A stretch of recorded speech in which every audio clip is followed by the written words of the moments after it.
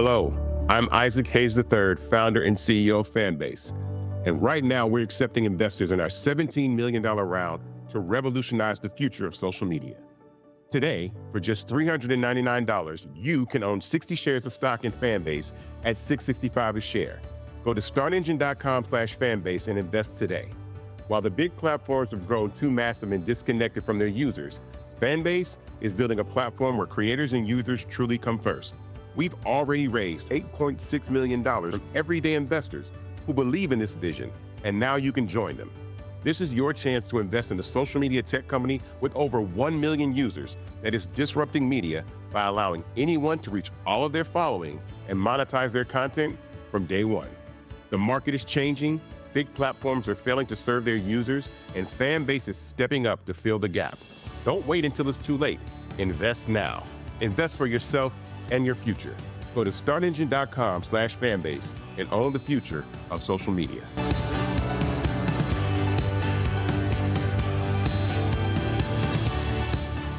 Folks, Black Star Network is here. Hold no punches. I'm real revolutionary right now. Black power. Support this man, Black media. He makes sure that our stories are told. Thank you for being the voice of Black America, Roland. Stay black. I love y'all. All momentum we have now, we have to keep this going. The video looks phenomenal. See, there's a difference between Black Star Network and Black-owned media and something like CNN. You can't be Black-owned media and be scared. It's time to be smart. Bring your eyeballs home. You dig?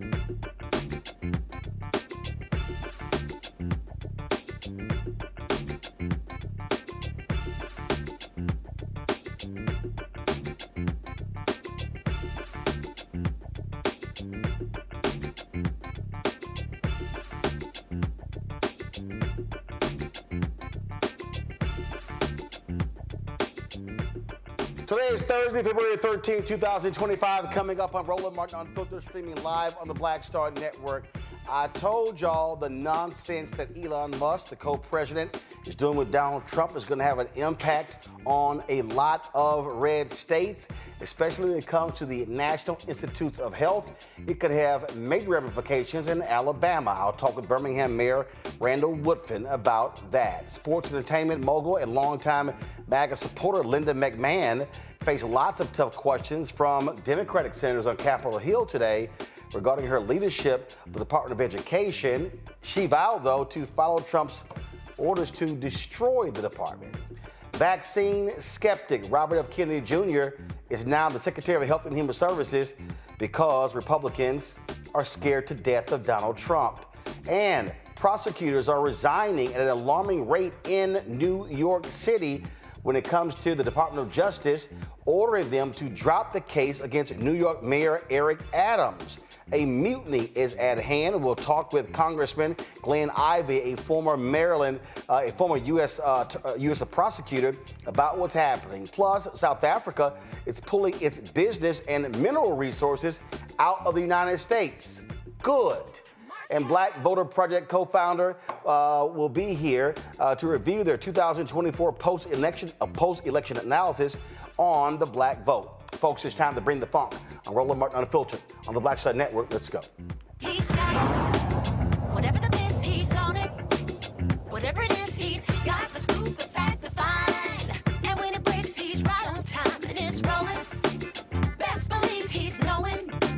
Putting it down from sports to news to politics. With entertainment just for kicks, he's rolling. It's on go, roll, roll, y'all. It's Roland Martin, yeah. Rolling with Roland now. He's funk, he's fresh, he's real, the best, you know he's Roland Martin now.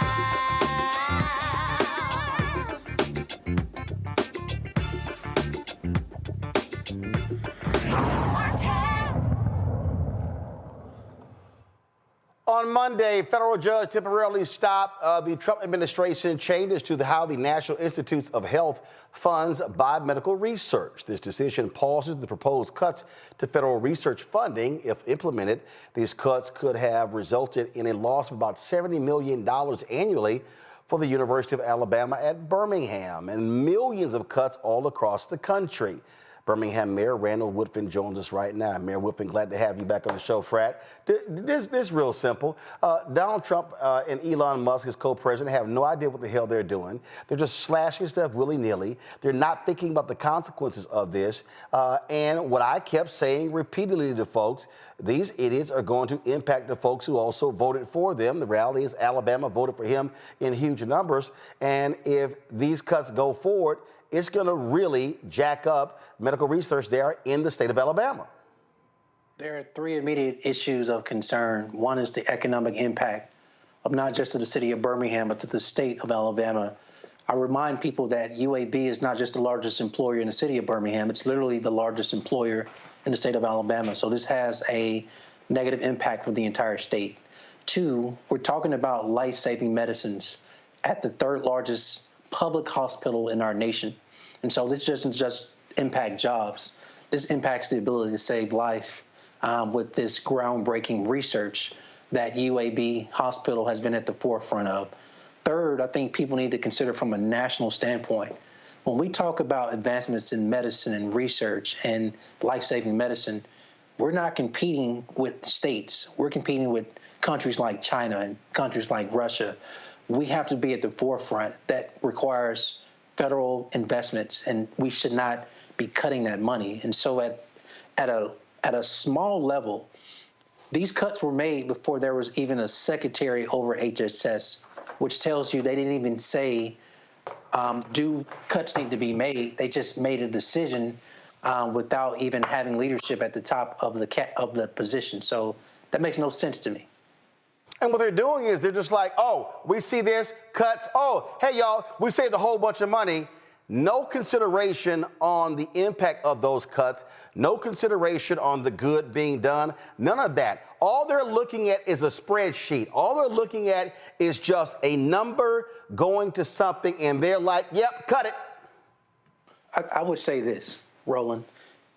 I think all Americans agree that there is wasteful spending in the federal government, and it can be done better as it relates to our taxpaying dollars that come out of our pocket.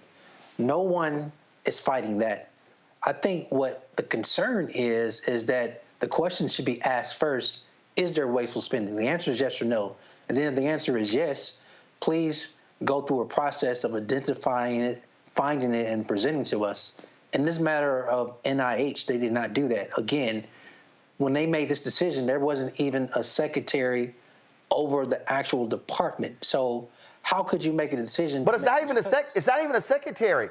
These people are not forensic auditors. They're not. They're just sitting here. They're a bunch of tech folk who know nothing about science, nothing about health, and nothing about the specific grants. They just sit there, they see it, oh, money goes to this, we don't like that, cut. As opposed to, what is the grant's purpose? What does it do? What's the impact? Short-term, long-term? There's no analysis given whatsoever. And then they come out, say it in the Oval Office, Trump repeats, and people go, hey, you're doing a great job. And there's no backup information. You go to Doge.com, there's no, Doge.gov, there's no backup that says, this money is going to UAB, this is what it's for, this is why we think it's bad. It's none of that.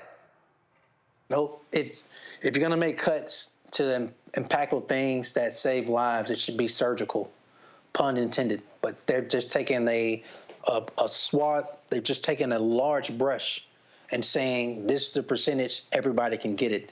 This has a negative ripple in cities like Baltimore, where there's Johns Hopkins. It has a negative impact in cities like Ann Arbor, where there's the University of Michigan.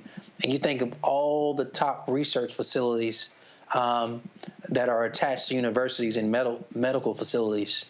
We are really talking about cutting the ability to be in advancements of groundbreaking research that will save lives. All right? This is literally a life and death situation. I'm not trying to be an alarmist. I'm just stating an actual fact. When you cut money and you don't know the repercussions, one of the repercussions will be slowing down and or stopping the advancements in research that leads to groundbreaking medicine that will save lives. Think diabetes, think heart, and think so many other diseases that affect everyday Americans. Well, they don't care. And then what ends up happening? Oh, your Republican senators from Alabama go, hey, well, I don't know about one of them because he's nuts. But you got one of them who's like, hey, can y'all slow down and look at what you're doing? I will say this. There are two different ways to look at this. I think there's a stick in the form of a lawsuit where we see that it's already happened, asking for a judge to stop or slow this down, filing a lawsuit. But I want to be encouraged by the carrot, right? I want our U.S. senators, I don't care what party they're in, to say, hey, we control the purse strings.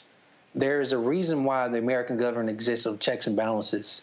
We decide the monies that go out, and Mr. President, you sign. We want our elected officials, particularly in the U.S. Senate and the House of Representatives, to actually step up and lead and protect the decisions they've made with the purse strings that has an impact on their districts related to their places of employment, that have a negative impact on jobs, that have a negative impact on the economy, that have a negative impact on the GDP. These are real life-changing issues that are affecting their districts in a negative way. And so I want to be encouraged that they will fight on our behalf and step up. Well, the reality is they're not. On the Republican side, they literally are, hey, Trump's doing it, Musk is doing it, hey, we're good. Well, look, we have to organize. We have to over-communicate. We have to tell the story of how this will negatively impact families, will negatively impact jobs, will negatively impact the economy, will negatively impact our edge and advancements in research related to competing with other countries such as China and Russia. Do we want to lose that edge, or do we want to continue to make the necessary investments in research to save lives? Well, I agree with that, and hopefully you can communicate this to your Democratic Party leaders. I'll be perfectly honest. I think how Congress has been responding so far has been lackluster, weak, has been ineffective. The messaging has been all policy wonk. It hasn't been people-oriented. And one of the things that we said a week ago on this show, Ashley Etienne was here, who ran the war room for Nancy Pelosi. One of the things that we said is that there should be, Ken Martin should have a major war room with the Democratic National Committee. They should be looking at these decisions and then seeing how they're affecting different states, getting that word to their state directors, their state chairs, then getting the word to their county chairs, so you're driving media on how these cuts are going to impact each specific city, town, and state. Because, and again, this is not to ignore the federal workers, but I fundamentally believe you have to first talk about the impact of the cuts on people, constituencies, first. And then you get to the people who actually do the work, or those federal workers who deliver those things. Then thirdly, the impact on the cuts on these workers impacts, they have families, husbands, wives, children, people in college. And then you have an economic impact, because if you're just whacking folks willy-nilly, all of a sudden, you're now going to have people who are filing for bankruptcy, people who are going to be sitting here getting evicted from homes. You have an economic impact that as well. And so to me, that's how it should be stacked. And so I hope mayors like you and the African American Mayors Association, I hope y'all are telling Democrats in D.C., namely Minority Leader Hakeem Jeffries and Minority Leader Chuck Schumer, that, hey, what y'all doing right now ain't it. I will tell you this, you have a powerful point, and there's not much to add but simply saying this. If there was ever a time to have bipartisan engagement in the form of, we are the legislative branch of government, we control the purse strings, we dictate finances, we have rules, we have checks and balances. This is not the way it is. This is the way it should be. We want our leaders to lead. We need our leaders to lead. We need them to step up. That's just bottom line. Yep, I absolutely agree. So we'll see what happens here. Mayor Woodfin, we appreciate it. Thanks a lot. Thank you. Folks, got to go to a break. We'll be right back. I'll talk to this with my panel. Lots of stuff to talk about, especially the craziness happening in New York City in the Southern District, where lawyers are resigning left and right because they are objecting to the thuggish actions of Donald Trump's Department of Justice as it relates to dismissing the indictment against New York City Mayor Eric Adams. You're watching Roland Martin Unfiltered right here on the Black Star Network.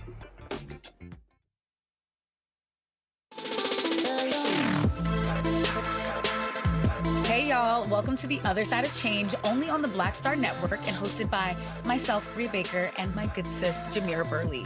We are just two millennial women tackling everything at the intersection of politics, gender, and pop culture. And we don't just settle for commentary. This is about solution-driven dialogue to get us to the world as it could be and not just as it is. Watch us on the Black Star Network, so tune in to The Other Side of Change.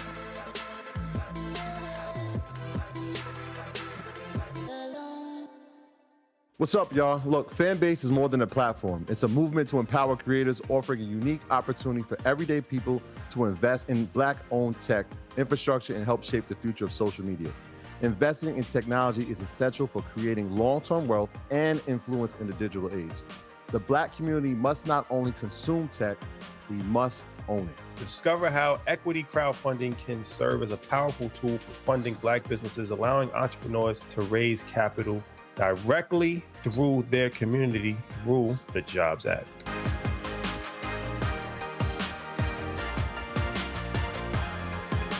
What's up? It's Sammy Roman. Hey, it's John Murray, the executive producer of the new Sherry Shepherd Talk Show. It's me, Sherry Shepherd, and you know what you're watching, Roland Martin Unfiltered.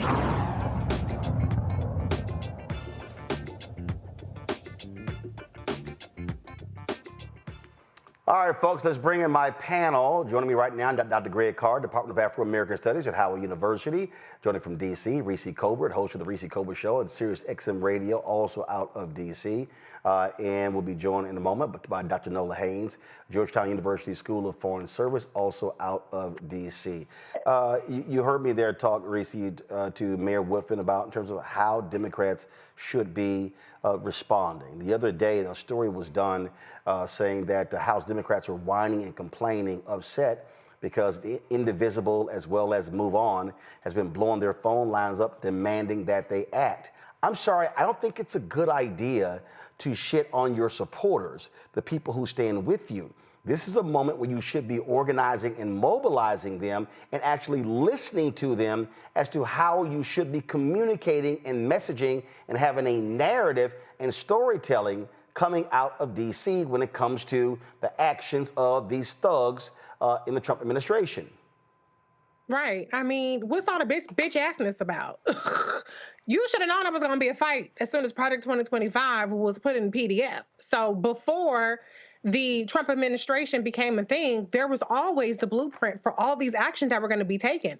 Whether Trump was in office or not, if there was a Republican Senate and Republican Congress, these are the issues that would have been at the forefront. And so the fact that they've been kind of caught flat-footed and just flailing about is actually really kind of just pathetic on the part of our party. I'm tired of being on the losing team. I really hate that for us.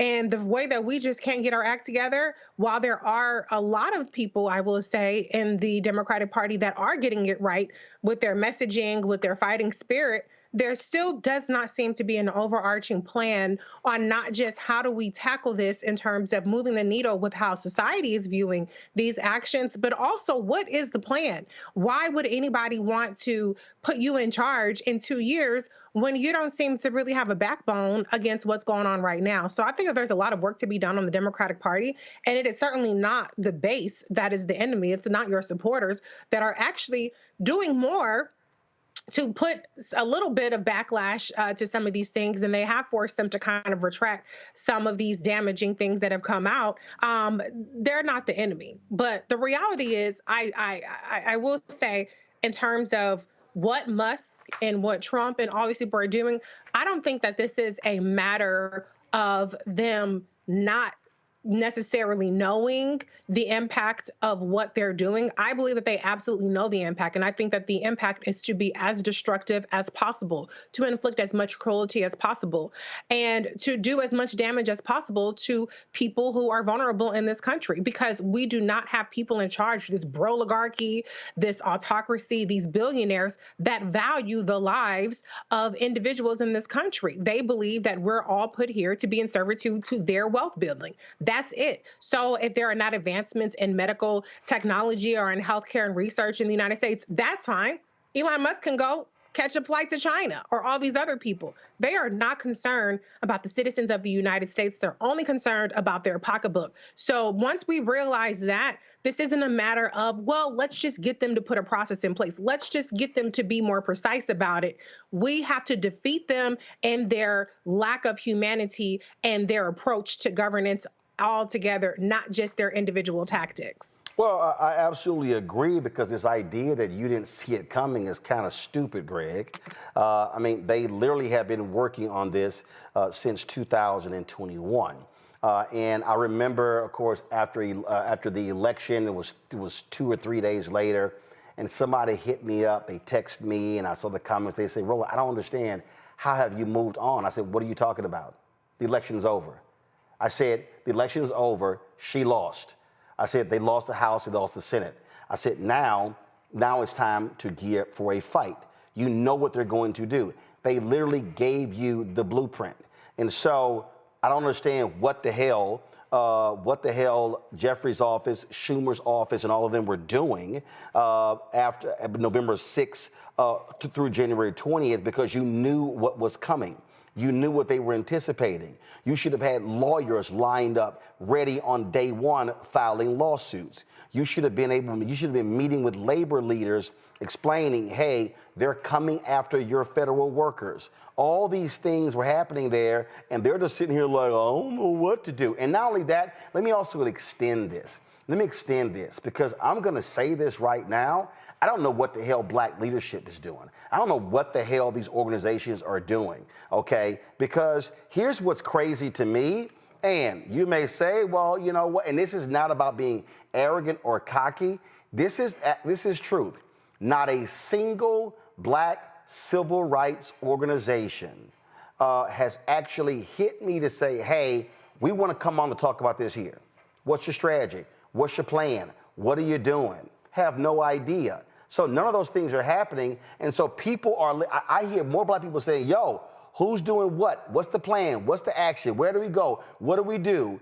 And folks are like, well, you know, we shouldn't, you know, chase every little thing they throw out. Yeah, this is all hands on deck, because like I said on this show, they want to completely destroy the civil rights infrastructure, the economic infrastructure. They want to destroy grants. They want to destroy money. They want to destroy contracts. They're executing their strategy, and we're over here bullshitting. Yes. Unfortunately, and I find no pleasure in saying what I'm about to say. You know, it sounds like a broken record, but either people don't understand or simply choose to reject the reality that we live in a white supremacist state called the United States of America that has never yielded anything that benefited African people, except that we got into a bloody fight for it. There is the illusion that we live in a nation. We do not. And by that I mean there is no common definition of American. There is no common commitment to a joint project. There is only power, capitalism, and racism. And to the degree that African people have made progress in this criminal enterprise called United States of America, we have done so when we have not only remained true to our values, but when we have acted on those values. You can't name a single historical event that I'm aware of anyway, where that is not the case. And let me just say this. We've been talking a long time about this cold civil war that is heating up. The concept of federalism is deeply rooted in white supremacy. The fight between the federal government and the states is informed first and foremost, poured into the foundation of the United States Constitution by slavery. This was the compromise. So when you see what we're happening now, fast forward to this situation we're in right now, the white nationalist playbook, and you're absolutely right. They told us what they were going to do. We talked about it ad infinitum, and people chose to reject it, or in the case of 90 million or so people in this country, sit the election out so that it could be stolen, either through voter suppression or disinformation or both, as one day we'll wake up and understand as they crow in our faces about how they did it. And as they shut down the DOJ office to stop election interference from foreign actors. They want to steal further elections. Let's be real clear. All of it, all about it. And of course, as we saw the news this week, that they are now flattening the law that allows them to interfere, foreign governments to interfere in contemporary politics by taking out bribery. I mean, it's like, no, you can do it. But I think the playbook here, though, is also crystal clear. We're seeing it already. Here's the playbook. Musk, really, and Trump is his signing tool, as you know, Musk's son apparently wiping boogers on the Resolute desk so his employees' consternation. You eviscerate everything. You take all the money if you can, and the courts, of course, now found the refuge. And then your white nationalist friends ask you for carve-outs. What I would have asked our good brother Mayor Woodfin is that when he was saying, you know, I don't care who it is, Democrat or Republican, I'm sure that's the case because Senator Katie Britt has already approached Robert Francis Kennedy for a carve-out for that $518 million, which includes UAB. What we saw, Jerry Moran in Kansas approach Marco Rubio about the USAID money because he understands that $713 million of farmers' crops went to Food for Peace. And Lisa Murkowski, who chairs the Indian Affairs Committee in Senate, went and said, can you exempt the Native Americans? And so what you see is their plan was take everything and then give it back to the white national states. 22 attorneys general in this country have gone to court, all of them Democrats. The Republicans aren't going to court because they are going to ask for carve-out. Yep. And guess what? They may get those carve-outs. The cold civil war is heating up. Finally, I'm talking now to all the idiots in Ohio who voted for this car salesman, Bernie Moreno.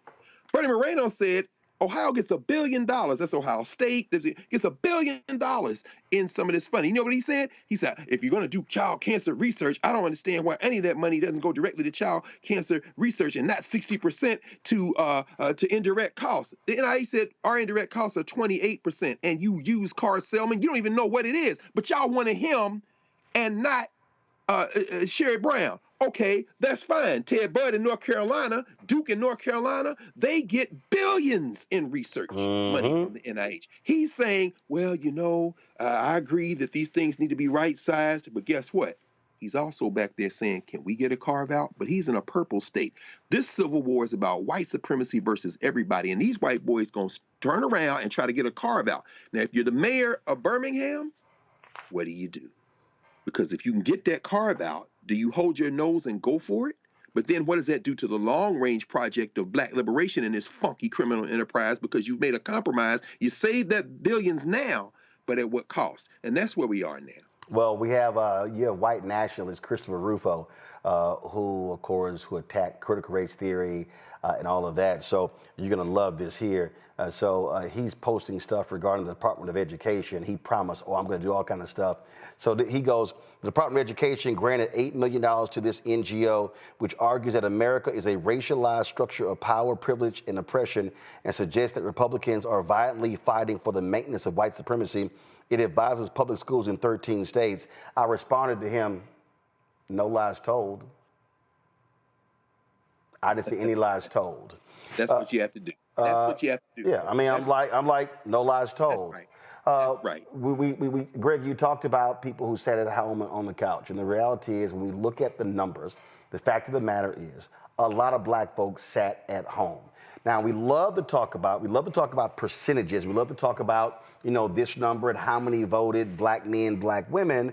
But it's important for us to go under the hood and look at the numbers to understand what is going on. And you have to look at black voters in a totally different way. You cannot look at black voters in the monolith, in terms of in the macro. You must look at them in micro. Y'all have heard me say that African Americans 65 plus are more likely to identify as Democratic voters.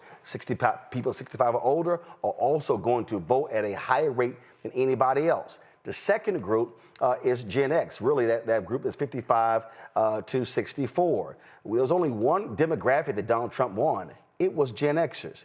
And when you get below 55, you begin to see the huge drop off in participation, in voter registration, and all of that. And so joining us right now is Chris Tolan. Chris, of course, has been working on this with the Black Voter Project. They have been quite busy laying out what the numbers look like.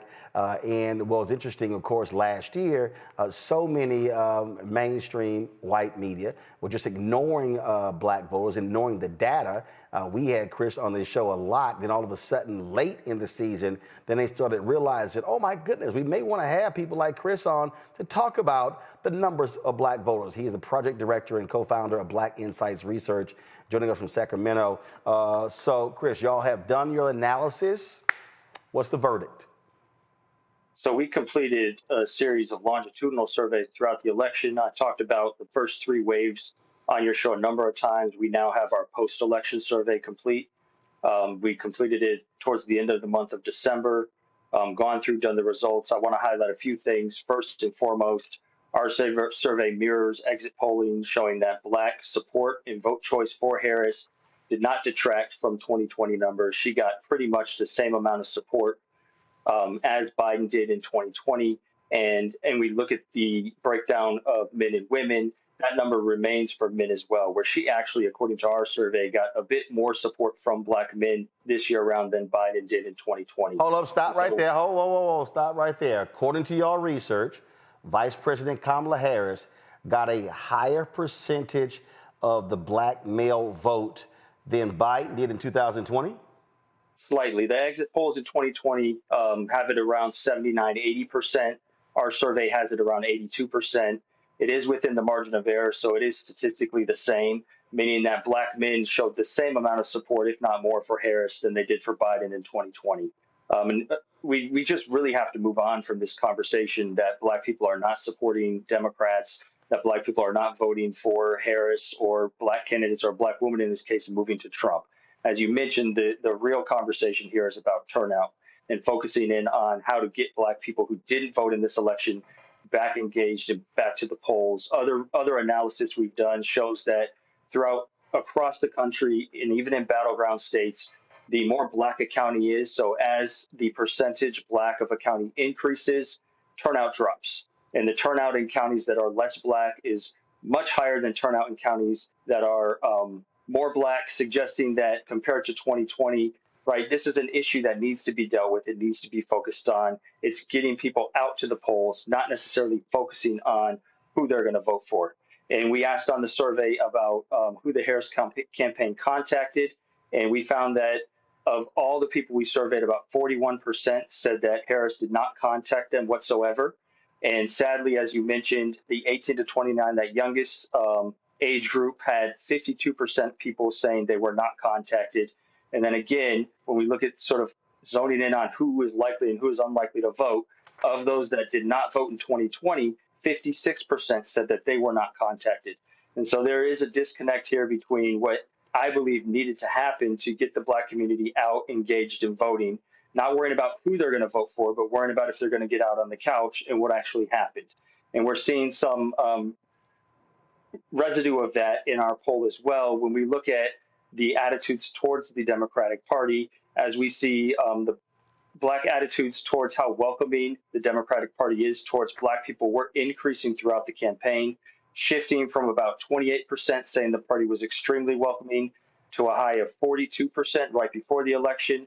Well, that tapered off to back down to 35% following the election, and likely will continue to fall, meaning that, you know, there was some excitement, some feeling of inclusion in the Democratic Party amongst Black people with Harris at the top of the ticket. Post-election, that's starting to reverse, and Democrats are going to have to work extra hard to get people engaged and involved.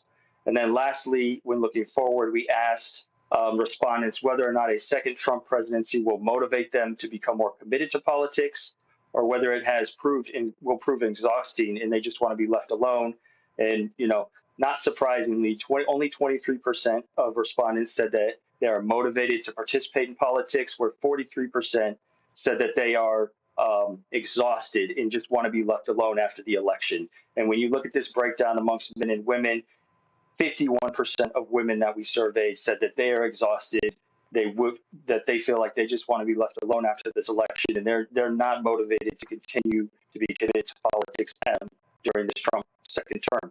And so, as you mentioned, there's a lot of work to be done. Democrats, especially Black Democrats, have to step up and take the medal here and really motivate voters to get involved and to re-engage voters looking forward, right? 2026 campaigns have already started.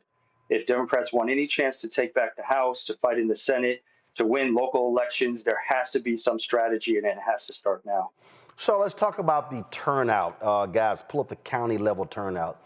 And the reason I think that is important, this is what I said directly to Vice President Kamala Harris in November 23. This is what I said to the deputy campaign manager of the Biden-Harris campaign, Quentin Folks, beginning in January. And I sent that message to Cedric Richmond, to Jen O'Malley Dillon, to the leadership of the Biden-Harris campaign, and then in July as well. And what I'm saying here ain't like it's confidential, because I literally said it on this show. And what I said is, you cannot wait to July, August, and September to engage Black people. because first and foremost, the mistake that people make is, oh, we got to get out and vote. Okay, throughout early voting, the election is in November. But before I can get you to vote, I got to get you registered. Before I got to get you registered, I got to get you interested and make you aware, enlighten, educate you on the issues to explain to you why you need to get registered and then why you need to vote. That to me is the process that Democrats keep skipping over.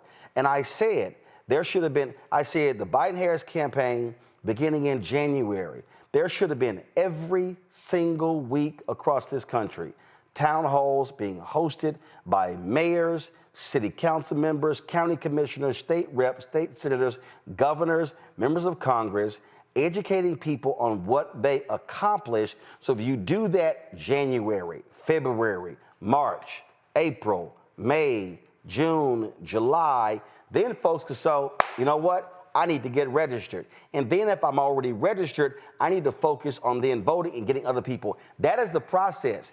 If you wait, and I kept saying, your runway is running out, your runway is running out, then Biden has a debate June 27th, okay, totally screws up, drops out July 21st. That completely changed the game. And so now it was all over the place. And that to me, I just keep saying, they got to spend more time and more money speaking to black people for a longer period of time than just how they used to run traditional campaigns. And if you look at this in the sort of timeline of things since pretty much Obama's tenure, the writing was on the wall in 2016. And the only reason things really reversed in 2020, in my opinion, was twofold. One, 4 years of Trump motivated people in ways that they were not typically motivated through campaigns. And also there was the summer of George Floyd in 2020 that really engaged the black community in politics unlike anything else also, in these 4 years. Also, Chris, I got to throw in, 2020 is an aberration because it was COVID. So all of these laws were changed to actually make it easier for people to vote because they could not go in physically.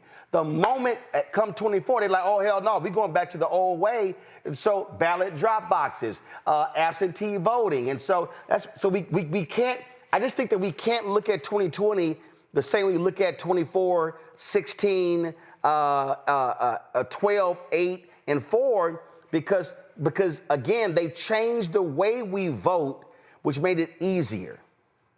Absolutely. And so by the time 2024 rolls around, you know, people are looking at 2020 saying, oh, we got this. We're going to have more voters than we did in 2020. We're going to keep motivating people. But that just wasn't the case. And there was no preparation, especially, as you said, no investment in the black community. And if there's a serious want to win elections in 2026 and then the presidency in 2028, the investment needs to start now. And it needs to be a multi-year sort of continuous and prolonged investment in the black community to get things going, right? We're still waiting on official turnout data to come out, but in some states where we do have it, such as Georgia, the only racial ethnic demographic group for which turnout fell was black people. Every other group, especially white Americans, saw a tick upwards in turnout in Georgia. Black Georgians turnout dropped. And so that's going to be a continued problem, as the post-election Black Voter Project data suggests, as there's even less motivation now to get involved and participate. And we're only a month in. It's just going to keep getting worse, and people are going to continue to become more disillusioned and apathetic towards politics as more and more chaos ensues. And what we have to recognize, black voter turnout, again, folks, the numbers do not lie. If you look at the midterm elections, 2014, 16, 18, 20, 22, 24, what you have seen is you're actually seeing black voter participation going back to pre-Obama levels. And so that's the other mistake. I saw some idiot, and I blasted this dumbass, but blaming Obama for what's going on. Now, there's a lot of blame there for Obama in different areas, but here's the mistake. You have to look at Obama also as an aberration. So when he runs, the numbers go up tremendously, but the question is, do you maintain that level? And what I have been yelling on this show, and I've been saying that if black people vote, if we maximize our numbers, if our target goal is 70%, if we try to hit 70% of our eligible black voters, in the counties that we are in, we sweep elections, but we will always lose if we're voting at 55, 52, 50, 45. We have to counter the white turnout who came out for Trump and recognize it's a bunch of white people who are not going to vote. But if black turnout is at 70, 75, 80, you can actually counter white turnout in some places like Georgia and North Carolina.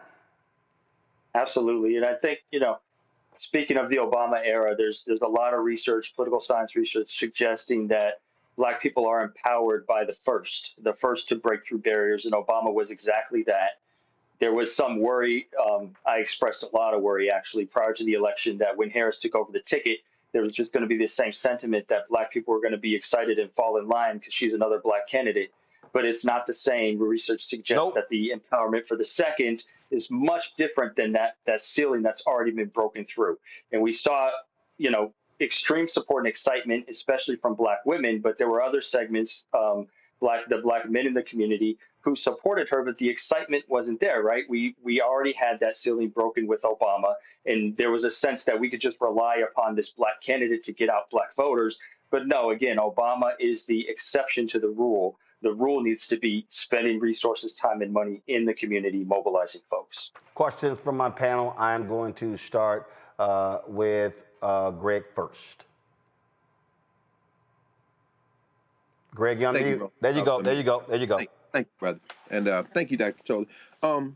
Reading through the executive summary and listening to you, and I'm thinking about the late Martin Kilson, whose last book just came out, by Slim Sin. He says that somewhere in the 70s and 80s, what he began to track was, or think he observed, was a shift from Black politics organized around power to Black politics that began to kind of trend toward culture.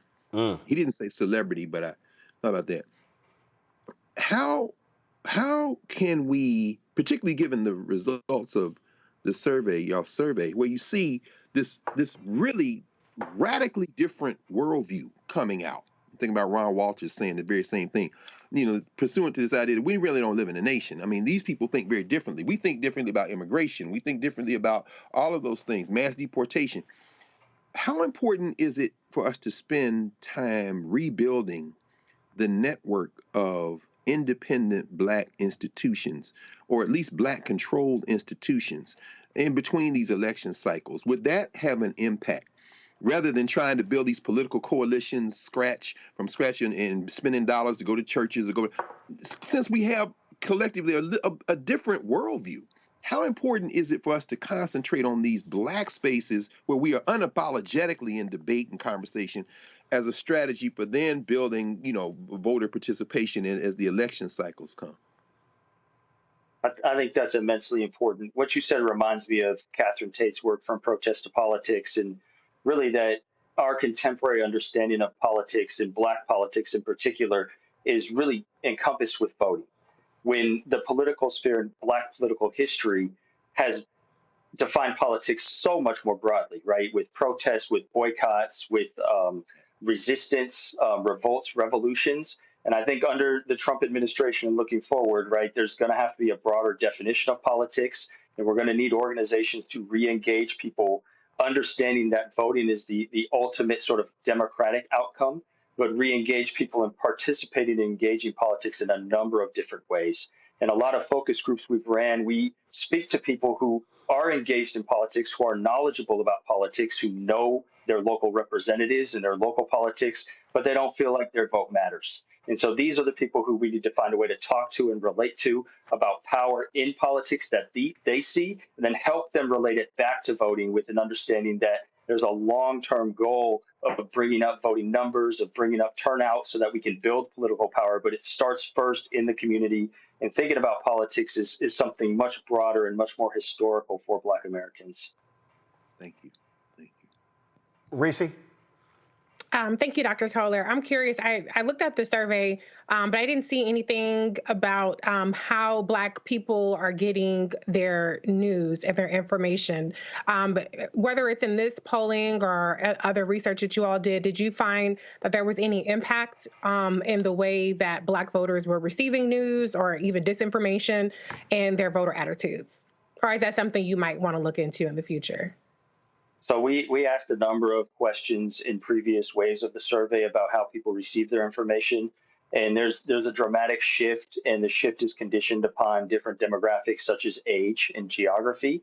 But more and more people are receiving their information online through the internet and through social media, particularly younger individuals. And even older cohorts of Black Americans, when they use social media, they're on things like Facebook, where younger cohorts are on things like TikTok and Instagram and Twitter. And so the way that the campaign approached this, right, probably was right to emphasize social media, but you have to then tone the message on social media to the different demographics that are engaging with your campaign and with your ads based upon the apps and the internet sources that they use. And so there's a lot of information to pull apart here. We haven't done any type of analysis yet that looks at whether or not different information sources led to different levels of participation or support. But we do know that there's a vast variety of information people are taking in, but it tends to be far more online and social media driven now than ever before. And the role of Black media, right, is hard to find. There's a lot of respondents who know about Black media, but they don't say that they use Black media or look towards Black media for most of their political information. And again, that goes back to these parties and campaigns partnering with and investing in media that actually speaks to and has the Black community in mind, that is focused on Black issues, rather than partnering with media sources and pundits that are just talking heads, trying to send their messages to the Black community, because those don't hit, right? Those messages do not resonate the same as messages that come from media sources and research that has really looked at how to hone in on what's going to resonate and what people are going to hear. Nola? Thank you so much, Dr. Toller. I'm always excited to talk to a fellow political scientist, and I'm a big fan of the work that you do on JREP.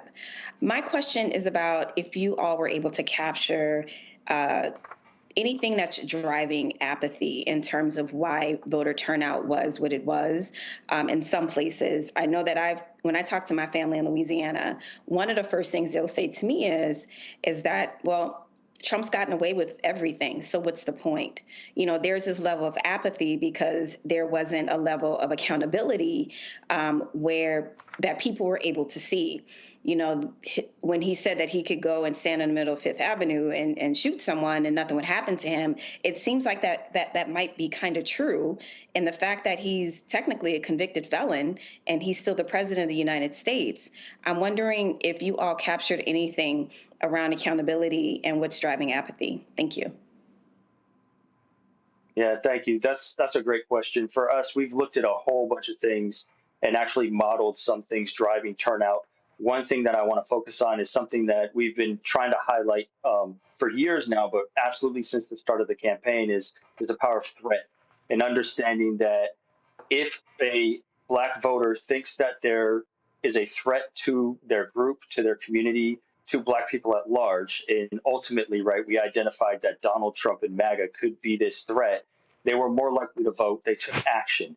And in a lot of our results, especially in the post-election wave, we find that those who were the least likely to vote, those who were not engaged in politics, were those who looked at Donald Trump and said, oh, I don't think he's actually going to do these things. I don't see Donald Trump as much of a threat as other voters who then participated.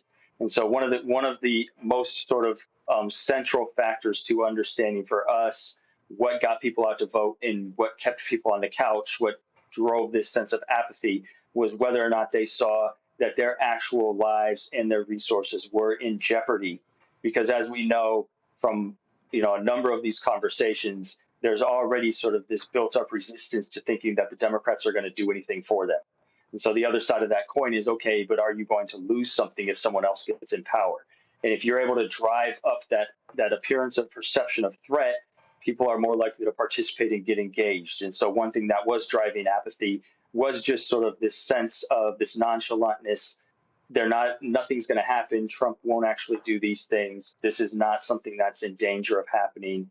And the Democrats, right, absolutely could have done a better job making the case that you need to vote, even if not just for sort of policy outcomes this around, to protect any policy gains that we've had over the last few decades. Well, that's what. But the only way that happens, with what Nola just laid out, it has to be repetitive. It has to be repetitive. It has to be over a period of time, and it has to have a level of specificity that I don't think they did. So let me just go back. And again, I'm gonna go back to June. For the folk who don't know, BT got $11 million from the Biden-Harris Harris-Walz campaign. The most money well spent was the money they spent on ads that ran during the BET Awards. When Taraji Henson, and I've been told point blank that the Viacom, Paramount people, BET people were pissed that she did that. When she talked about Project 2025, the searches shot up.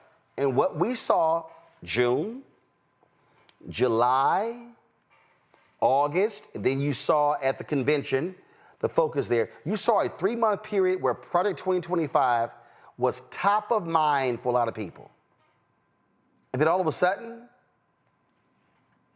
from the Harris-Walz campaign, it sort of disappeared. It kind of came up, but it was no longer a central. They shifted to a reproductive rights, fight for democracy argument, which we now know was stupid, an absolute failure. But if you're going to talk about Project 2025, what you can't do is, here's this almost 1,000 page document. No! What's in it? What are they saying? What are they going to do? Even when they were like, we're going to attacking DEI. No, what I keep saying, no, they're attacking black contracts.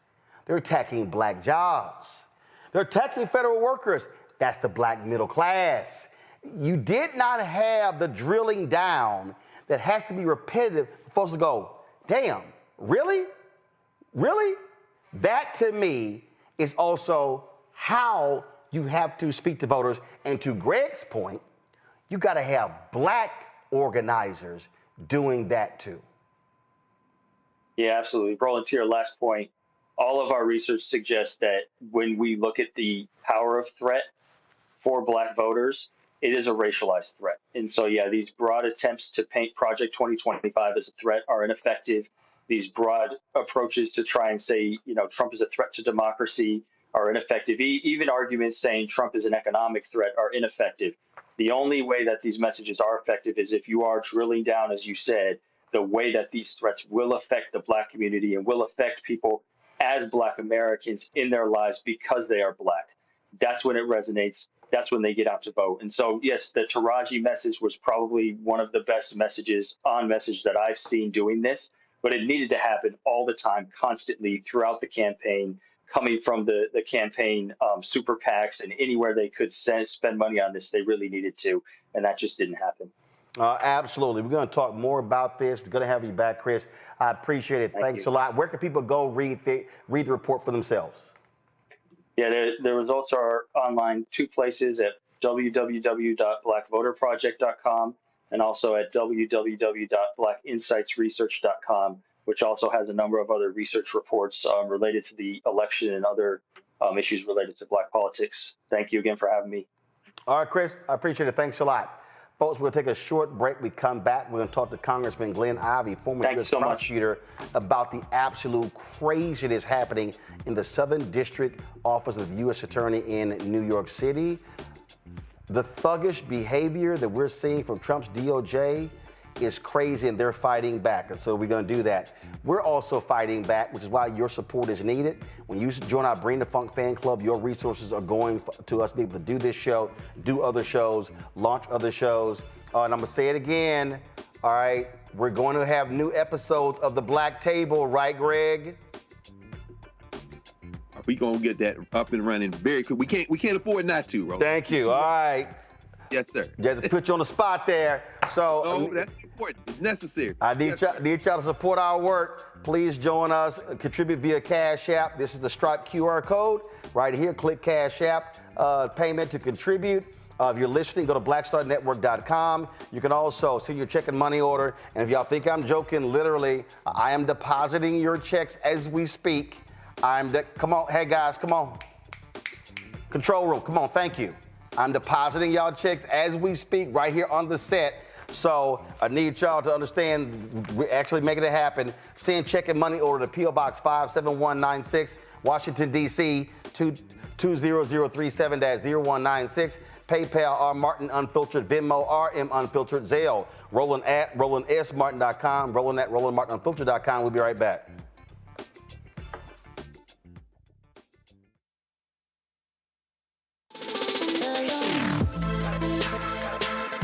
Hey y'all, welcome to The Other Side of Change, only on the Black Star Network and hosted by myself, Rhea Baker, and my good sis, Jamira Burley. We are just two millennial women tackling everything at the intersection of politics, gender, and pop culture. And we don't just settle for commentary. This is about solution-driven dialogue to get us to the world as it could be and not just as it is. Watch us on the Black Star Network, so tune in to The Other Side of Change.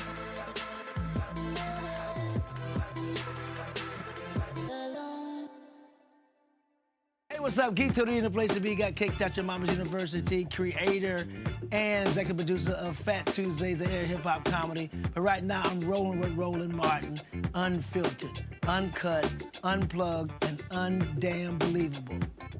You hear me?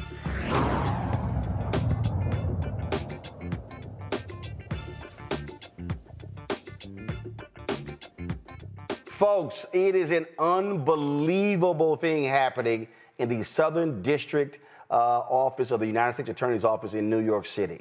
A stunning shakeup. 3 top federal prosecutors have resigned after refusing to drop corruption charges against New York City Mayor Eric Adams.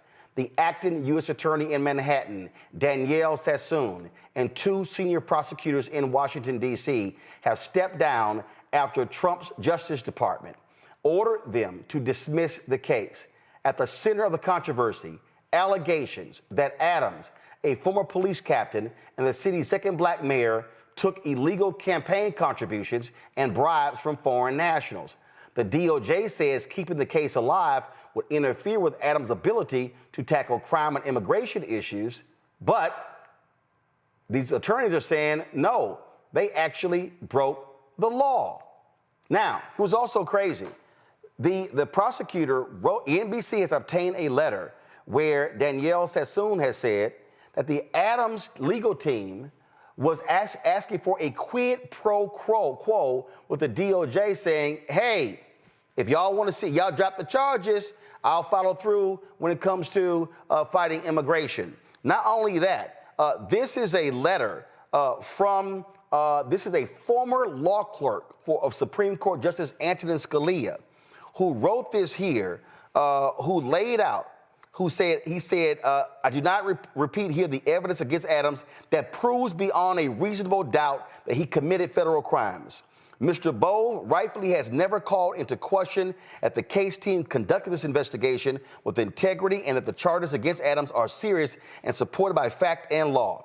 Mr. Bowe's memo, however, which directs me to dismiss an indictment returned by a duly constituted grand jury for reasons having nothing to do with the strength of the case, raises serious concerns that render the contemplated dismissal inconsistent with my ability and duty to prosecute federal crimes without fear or favor and to advance good faith arguments before the courts.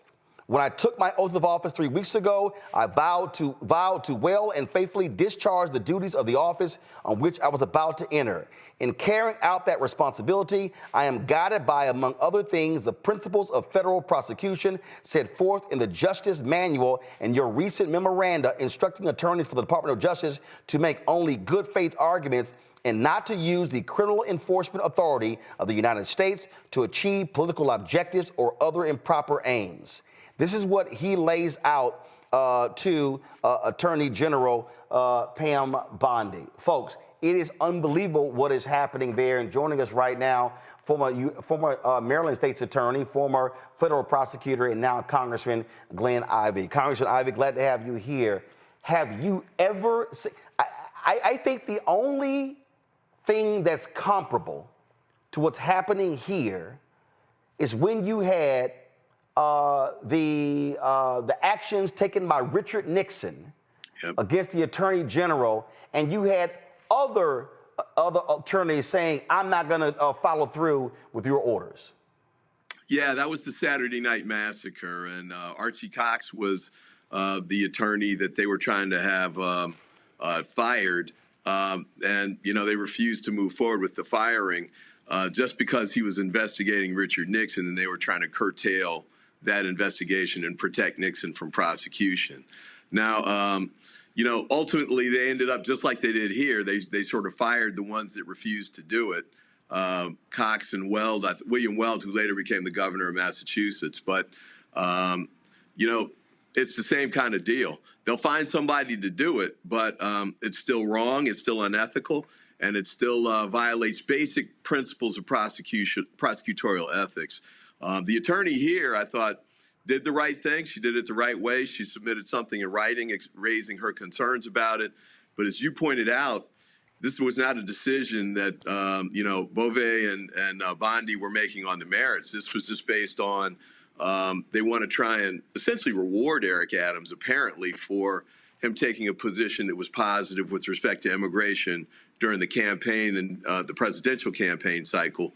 And as Hakeem Jeffries has suggested, the fact that they dismissed it but without prejudice, which means they could bring it back later, means they can hold this over Eric Adams' head as long as he's in office.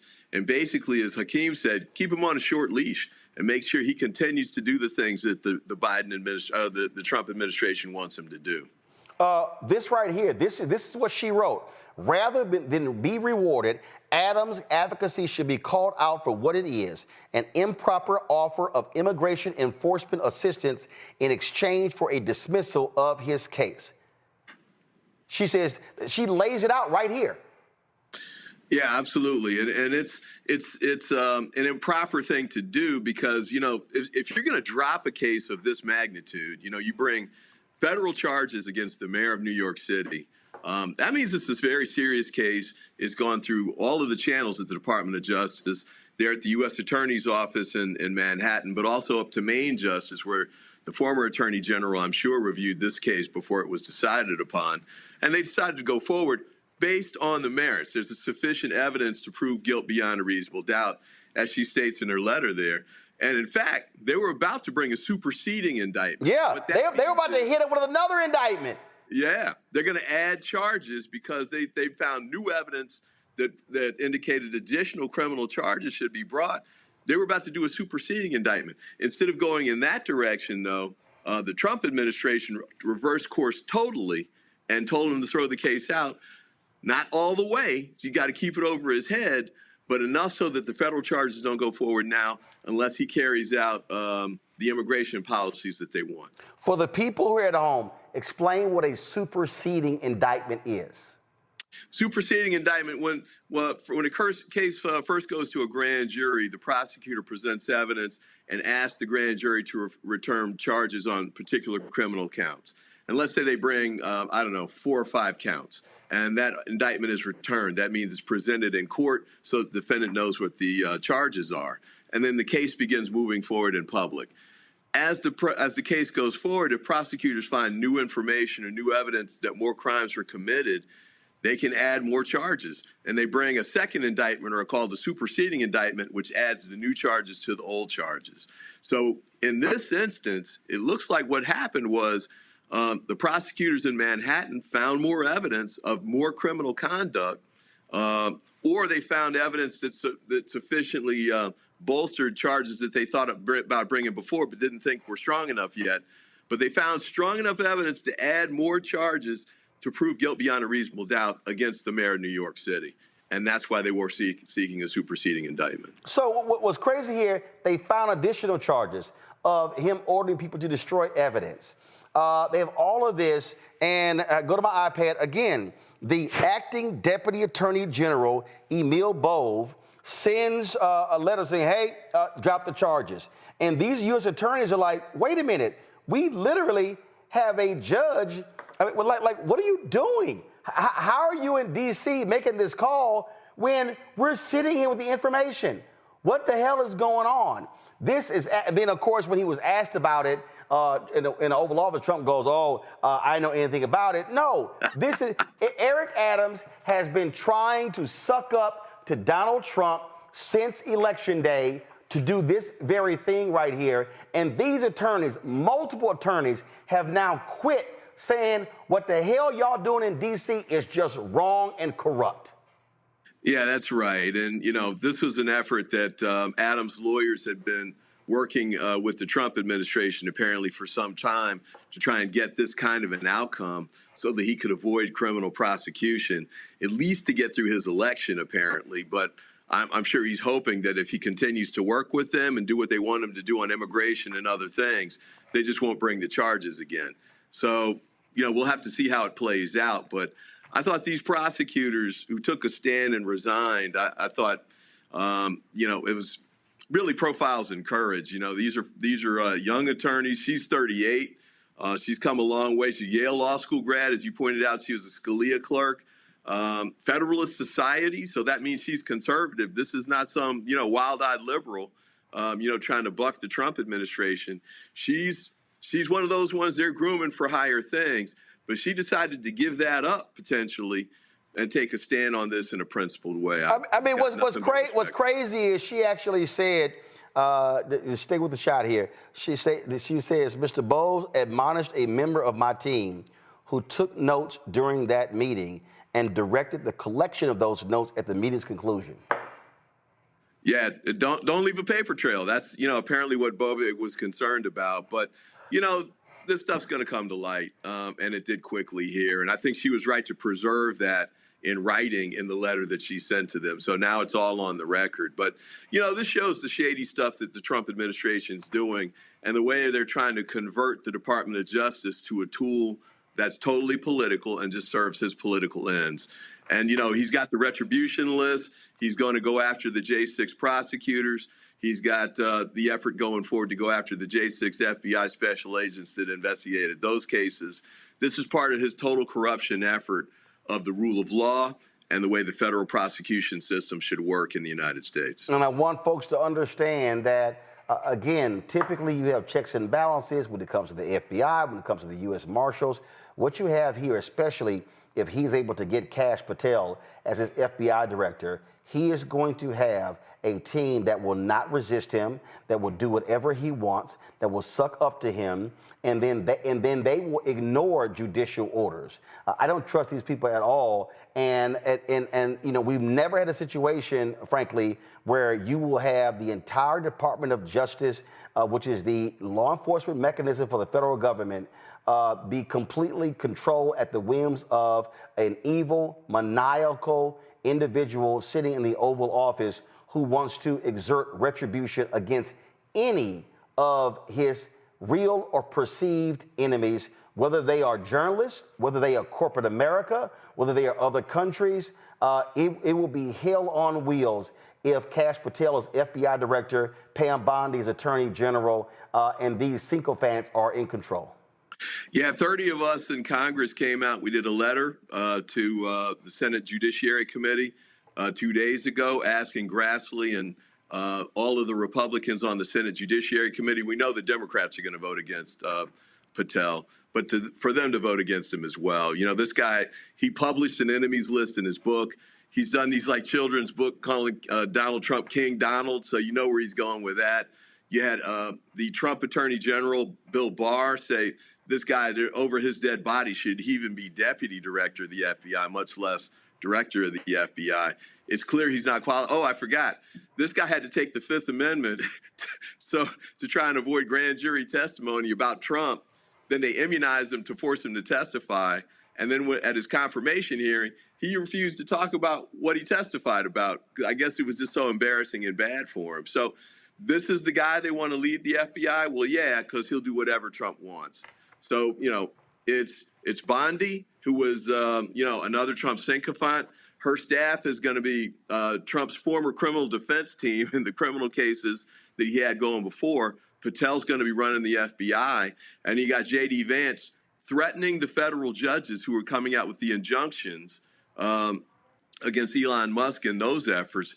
Vance and those guys and Musk are saying, well, we might have to impeach these guys. That's how he's trying to do a total takeover of the rule of law, the federal prosecution process, and the federal judiciary. All right, then. Congressman Glenn Ivey, I really appreciate it. Thank you so very much. Thanks for having me. Folks, Democrats earlier today, the vote was taken to confirm Robert F. Kennedy. You do the same. Robert Thanks F. for Kennedy, having me. Secretary of Health and Human Services. One Republican, Mitch McConnell, voted against him. And he lit him up as being completely unqualified. What the Trump administration did was they threatened Iowa Senator Joni Ernst.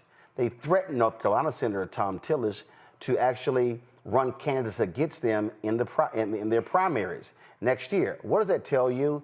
All they care about is holding on to their jobs. Again, what do I keep saying? MAGA and conservatives and Republicans have no honor, no integrity, no decency, no morals, no values, no principles. None of that stuff matters. It's about power. And when you have folks, Republicans, standing up saying that they're going to vote for Kash Patel, knowing full well, you have members of Congress saying that privately, Kennedy would not have gotten 10 Republican votes. But they are scared to death of Donald Trump's retribution, and they are threatening them. They threaten Republicans to vote for Peter Hegseth as Secretary of Defense. He was confirmed. They threatened them to vote for Robert F. Kennedy Jr. He was confirmed. They are threatening them to vote for Linda McMahon. They're threatening them to vote for Kash Patel. And do you have a profile in courage of any of these Republicans shockingly other than Mitch McConnell? The answer is no. Not Lisa Murkowski, not Susan Collins, not Tom Tillis. This is right here, Senator Cory Booker in the committee hearing when it came to Kash Patel. This is one of the more perplexing nominees for me personally. I've seen the pendulum swing back and forth in this committee now over 11 years. I've seen my colleagues on the other side of the aisle rightfully take up a politically charged tweet about a nominee, whether it's for the bench or for significant offices like this one, as have we. I've seen back and forth, but I've just never seen something like this for a candidate, and I'm surprised that there's not more people who are calling some of this out in the most objective way possible. I do not understand how we're moving forward at this point. It seems Booker literally said that Kash Patel lied. He perjured himself. They have a whistleblower who says Kash Patel was involved in the targeting and the firing of various FBI agents. And Chuck Grassley and others are like, oh, y'all just sort of bringing this thing up. Here's a perfect example. This racist right here, Kash Patel sat in a hearing and said he could not remember who this guy was, even though he went on his show 8 times, and they have each other's cell phone and they exchanged messages. This man is a known liar. Watch. Fight with Kash came to the aid of Stu Peters and the Stu Peters show because of Kash Patel personally, who personally knew me because of multiple appearances on this program. And then we exchanged contact information and we directly text via personal cell phones constantly. And we're on the phone with each other as Fight with Kash was hiring a team of attorneys to represent Stu Peters and the Stu Peters network against the Rolling Stone. So he absolutely knows who I am. If I go on a show 8 times, I don't care if I've had 10,000 appearances. If I go on a show 8 times, I'm not going to deny knowing the person. Guys, this is a known racist, a man who has praised Adolf Hitler, who goes on his own show and says, yeah, the dude's lying. We know each other. And for Republicans, it's like, I don't see nothing. I don't hear nothing. I don't know what's going on. That's literally what they're saying. Here is Adam Schiff speaking in the hearing. It seems my colleagues are determined to confirm him on the Senate floor. And To all those FBI agents I worked with over the years, to all that are there now that I've not had the privilege of working with, my heart breaks for what you're about to go through with leadership that you cannot respect, who has not earned your respect, who will not earn your respect.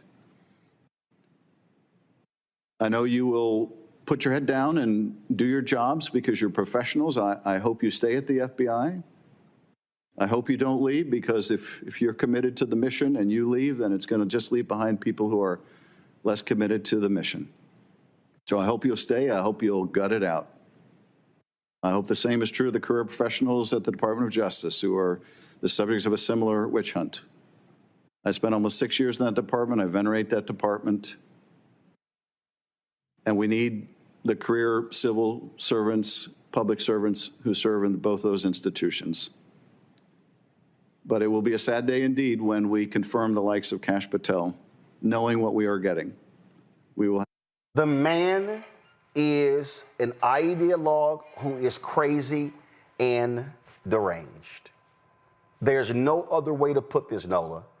That's who he is. And I was on Piers Morgan's show yesterday, and Clay Travis, Nola, he's sitting here praising the diversity of people and ideas in Trump's cabinet. He's like, oh, look at Robert F. Kennedy, who they were talking about should have been in the Obama cabinet. And I was like, I don't know what the hell you talking about. What am I talking about that? Then he was like, look at Tulsi Gabbard, who used to be a Democrat congresswoman, and she ran for president, and she's now there. And look at this person. And I said, I'm sorry, you think that level of crazy somehow is great? For the people, Nola, who sat on their couch, for the people who said, oh no, Trump is he's no threat, he's not gonna do these things. These people are about to unleash the FBI, the Department of Justice, the IRS against all of their known and unknown and perceived enemies. And if they think a lot of black people and black organizations don't have a bullseye on their back, they've got to be on crack and meth together. Well, I don't think they necessarily care about our lives. I mean, they've proven that time and time again. They have very different ideas and definitions of diversity. And I can tell you, I'm showing up this evening exhausted. I've been at a space conference all day, and I can tell you, sitting in a room filled with people in the space sector, where we're talking about national security things all day in civil space, it is both. It's daunting. It's daunting, because what I realized sitting in that room today is that there are people that are pro burn it all down. There are people that are pro bringing the chaos. There are people that believe that there's too many regulations and that there must be a jackhammer taken to those regulations. So our lives, targets on our backs, the lives of federal workers, none of that matters for the bottom line. So in terms of them caring about the career worker at the FBI, or the career worker at USAID, or the career worker at Department of State, or the career worker at Justice, they do not care, because we don't fit into their end goal. And their end goal is to produce some sort of product quickly, cheaply, without regulation. And, many folks revere Elon Musk because that's his way of thinking. That's the tech bro way of thinking. If you got to break stuff, break it, as long as you get that product at the end. And so many Americans will suffer, not only because it's about whatever result you need to get that product made, and that's including the legal pipeline and everything else. But it's also, it doesn't matter if you break democracy, if you break this country, if you break the judiciary, it doesn't matter, because that product is going to get made at the end of it. It's about the end use game. And so, you know, sitting in that room today, I really had an education on where a lot of this stuff is heading. And the little guy, the cog in the wheel, I mean, that's just collateral damage. And so once you wrap your head around this, then you understand what we are really dealing with. They could care less about the optics in terms of, you know, telling New York to let Eric Adams, you know, to drop the case. They could care less, right? They could care less about the pushback or the people protesting in the streets. They could care less because in their minds, they control the whole thing. They have the executive, they have the Supreme Court, they have the legislative. Who gonna stop me, boo? That's where we are. Reese? Yeah, I mean, as far as I'm concerned, I really don't give a damn about Republican senators' feelings, what they would say behind closed doors. What matters is how you exercise your power or how you abdicate it. The reality is that they are all foot soldiers and accomplices. They're not hostages and they're not helpless. A lot of these people would have no problem winning a primary challenge. I'll remind people that a lot of the candidates that Donald Trump supported in the primaries got their asses handed to them, and they did not beat the incumbents. And so I'm not buying this idea that all these people are so scared. I think that that's good PR for them to try to make them feel like, well, it wasn't me. What do you expect me to do? He won. I have to go with the program. They're part of the program just as much as Donald Trump is. And so the fact that they are willing to see their side of the branch, the legislative branch, neutered to advance these more extremist and expedited radical white Christo nationalist views is an indictment on them, but it certainly does not absolve them from their responsibility for allowing these things to come through. They might believe that, oh, well, like you talked about earlier in the show, we'll get a carve out or we'll get an exception or we'll figure out how to put the pieces back together just for our little neck of the woods.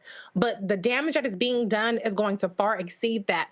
I believe that they're in on it, and in the off chance that they're not, they're going to be in for a rude awakening just right along with the rest of their constituents, and we're all going to be sitting up here saying, we told you so.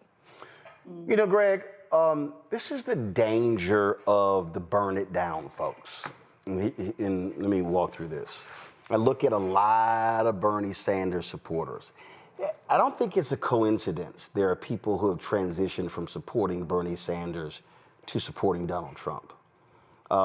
Because when you look at the language, things along those lines. Do I believe there should be massive changes to the system? Absolutely. Do I believe that it should be a question of fairness and inclusivity? Absolutely. But the danger is when you sit across from somebody who's a MAGA-loving, Second Amendment, when they start talking, it's like, well, we agreed together. Like every time I hear Cenk Uygur talk, oh, how we got to sit down and talk to these people. I'm like, dude, you getting played. You're getting played. Well, we both agree on cutting the Pentagon budget. If you show me a so-called Republican that is going to advocate for cutting the Pentagon budget, I'm going to show you somebody who's playing your ass like a fiddle. Now, the reason I say we have to be very careful is because when someone argues burn it down, they forget there are some arsonists who know how to burn just that one building. There are some people who have no regard for the whole block. And it'll be like, yeah, the whole block got torched. My bad, but I still got that one house. These people, they don't want to torch a house. They don't want to torch a block. They literally want to torch neighborhoods, cities. They actually want to torch every blue state. They want the blue states to suffer. They want them to beg. They want them to grovel.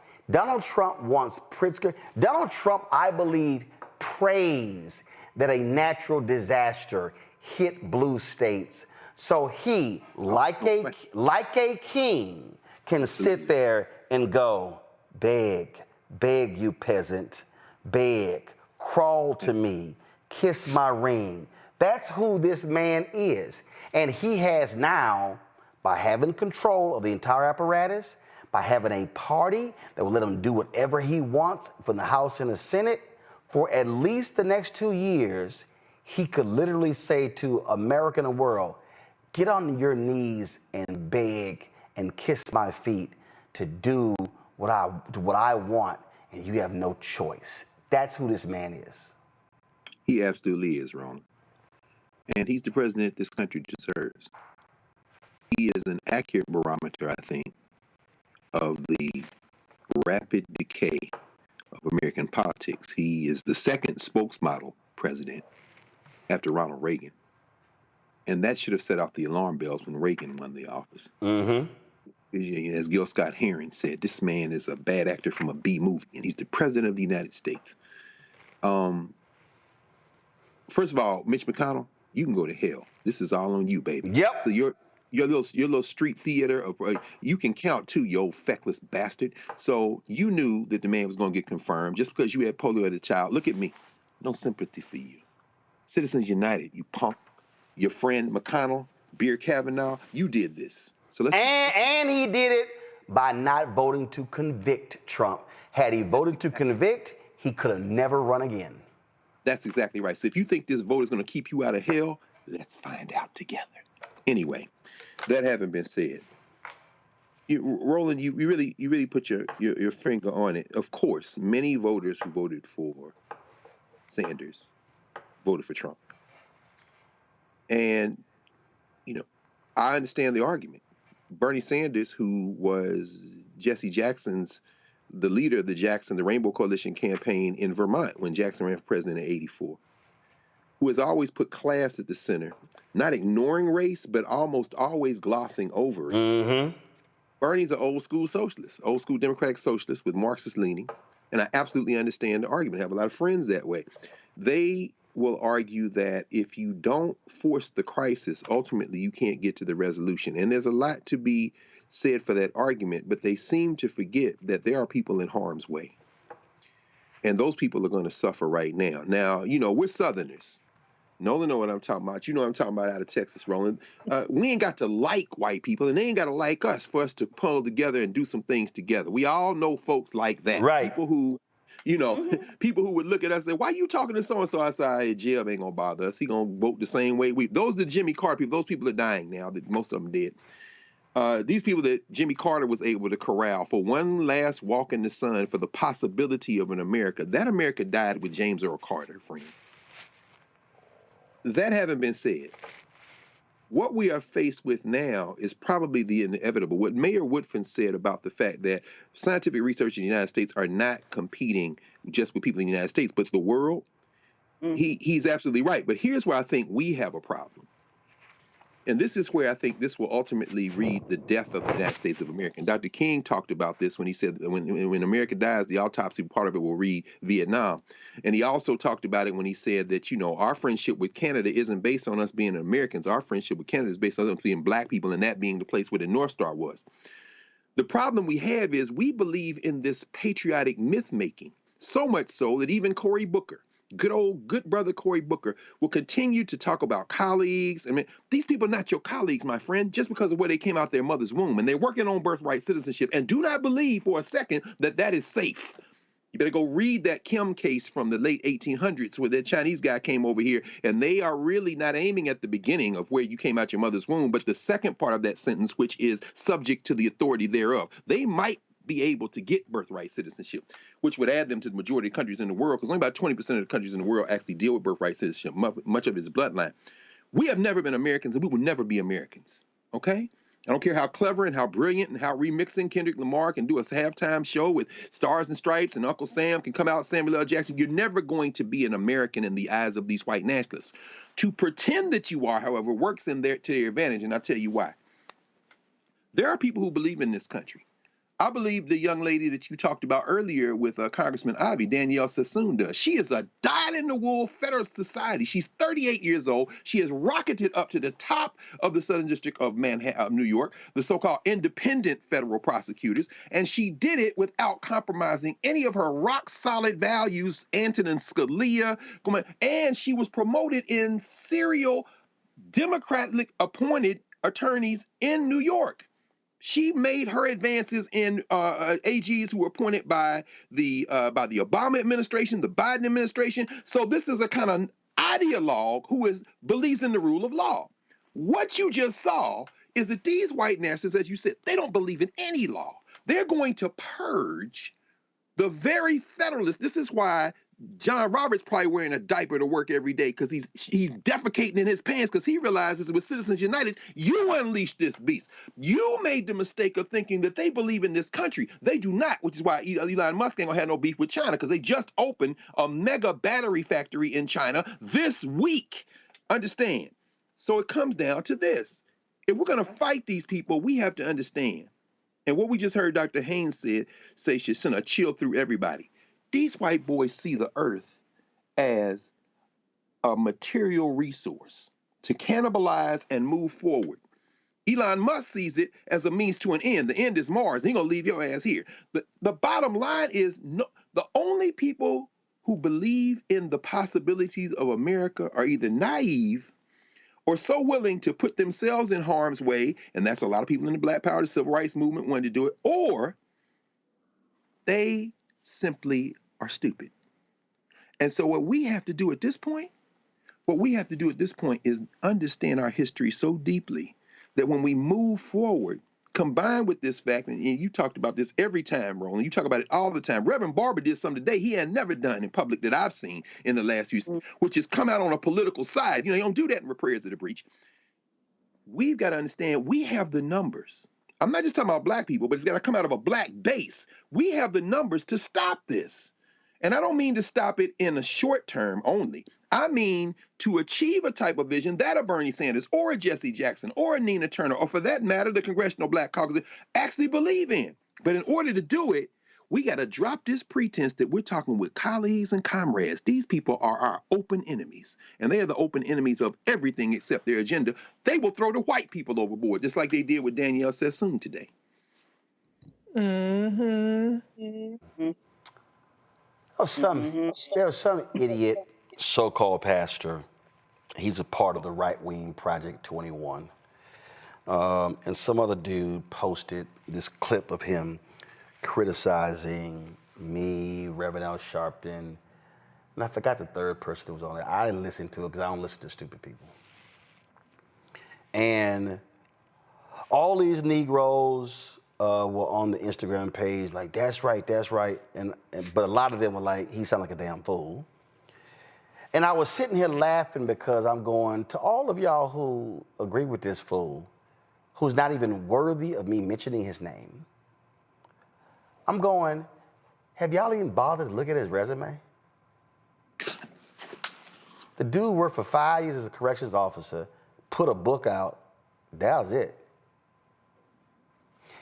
Y'all, let me help the people out at home, and this goes back to sort of when we were talking to Chris Toller. If you ever hear somebody who criticizes folk who plan boycotts, who are working to do that, if you hear anybody criticize, oh, you trying to get us to vote Democrat, you trying to, I want y'all to ask, I want y'all to do I don't want you to do a forensic audit of them. I just want you to do a cursory audit. Have you ever organized anything? See, y'all, I have a very simple rule when it comes to this show. Folks like, you need to have so-and-so on your show. Man, he understands economics. Has he built anything? Has she built anything? If they're so smart and so genius about economics or education, what have they actually done? What you have out here, and this is what the problem with social media, and I use this all the time. We used to go to the barbershop, and was always those 2 or 3 loudmouths out there who would say stupid stuff, had no facts, but because they could spin a phrase, because they had a silver tongue, we like, yo, man, he making some sense. One of the greatest things about black people is also the bane of our existence. Is that as we have black people who can talk very well, who can enunciate, who can articulate, who it sounds like they are speaking the truth as if they were handed on two stones like Moses coming down from the mountain. Not Moses. But then if you actually listen and you fact check what they say, they don't know what the hell they're talking about. They just good at talking. And see, back then, that was the barbershop. We can just go home, okay, whatever. Now they join together with the other crazies on YouTube. Now they on Instagram, now they on TikTok, now they on Twitter, they on Fanbase, they on Snapchat, they on Flickr, they on Tumblr, they on Facebook, they on Spills, Spoutable, Clubhouse, they all over the place. And a lot of us are falling for those false prophets. Because all you actually doing is helping them make a profit. And that's what we're dealing with. So earlier when Greg talked about we've got to go back to what you saw in the 70s and 80s, where you had true black organizing and mobilizing around a series of very specific interests. And I love when these Simple Simon Negroes, you ain't nothing but a tether, which is crazy because I love how y'all think that's an insult. But if you're going to call me a tether, which is a lie, then you're calling Stokely Carmichael a tether. Then you're calling Shirley Chisholm a tether. Then you're calling Sidney Poitier a tether. Then you're calling Harry Belafonte a tether. You're calling Marcus Garvey a tether. See, I love all you anti-immigration Negroes who then act like y'all black nationalists with a conscience, but then y'all skipping over all these black folk who have contributed to the African-American experience who were not born here or whose parents are not from here. Let me help y'all out. While y'all at it, y'all can praise Wes Moore. I guess y'all gonna call him a tether too. Look at his roots. See, this is the stupidity that we're seeing take place across our community. These people don't believe in organizing. These people don't believe in mobilizing. All they believe in is tearing down somebody who is doing something. And I just want y'all to understand, mama and daddy, grandmother and papa and mama, papa and mother fortified Roland Sebastian Martin. I don't give a damn what y'all think. We know what we're doing. We know who we're impacting. We know who we're educating. And what we are facing right now is an existential threat to the future of Black America. And some of y'all think this is a game. It's not. Reese, the time that we spend here, this ain't just, hey, let's just, what the hell, pass 2 hours. No, it is literally trying to warn people what is coming down the pipe. We try to warn these folk, don't play around in 2016 and let this man appoint some right-wing, crazy, deranged Supreme Court justices. But no, a whole bunch of folks said, man, I saw you dancing with Hillary, you sitting there shilling with the Democrats, and guess what? This man has locked the Supreme Court down with some of the most egregious decisions we've seen in the past decade. Then we give this fool a shot to come back to replace two of the hardcore folk when we could have voted for Vice President Kamala Harris. And then if Alito and Thomas decide to resign, flip the court. It's too many folk who look like us, who don't know shit about politics, who ain't done nothing, who ain't organized nothing, who ain't mobilized nothing, and all they doing is sitting around, and some of our folk listen to these charlatans say, you ain't gonna get nothing for your vote. I don't know why you gonna sit here and vote. That stuff ain't gonna do nothing. When Reese, you ain't never seen a white person in a so-called leadership position tell white people, y'all need to stay at home. Y'all don't need to vote. They ain't gonna do nothing for you. They ain't never done nothing for you. Y'all just need to go ahead and ignore election day. Only loudmouth, ignorant Negroes say that bullshit. Clock it. Let them know. Because the reality is, you do not have white people telling white people, just stay home. Don't worry about it. Nothing is going to change. A lot of white people don't believe anything is going to change, but they're not believing that because people are telling them that.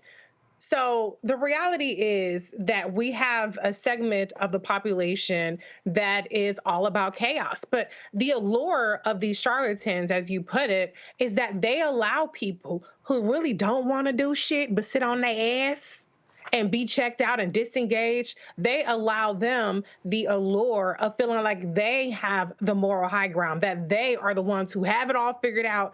And those of us who are actually activated and engaging and trying to do a little something to move this place forward and protect the gains that we've made that have been hard fought, that we're the ones who don't really know what the hell we're doing. So that's why it's so attractive. That's why disinformation is so attractive. That's why these people are so popular, because we have a lot of people who are lazy fucks, but they don't want to just own it and sit in and be like, well, I don't want to vote because I'm lazy. I don't want to vote because I just don't know shit. And that's just too much work for me to listen to somebody who knows what they're talking about. And so for those people, yes, let's have somebody come and tell me I'm the one who has all the answers, Sway, and I'm the one who's figured it out.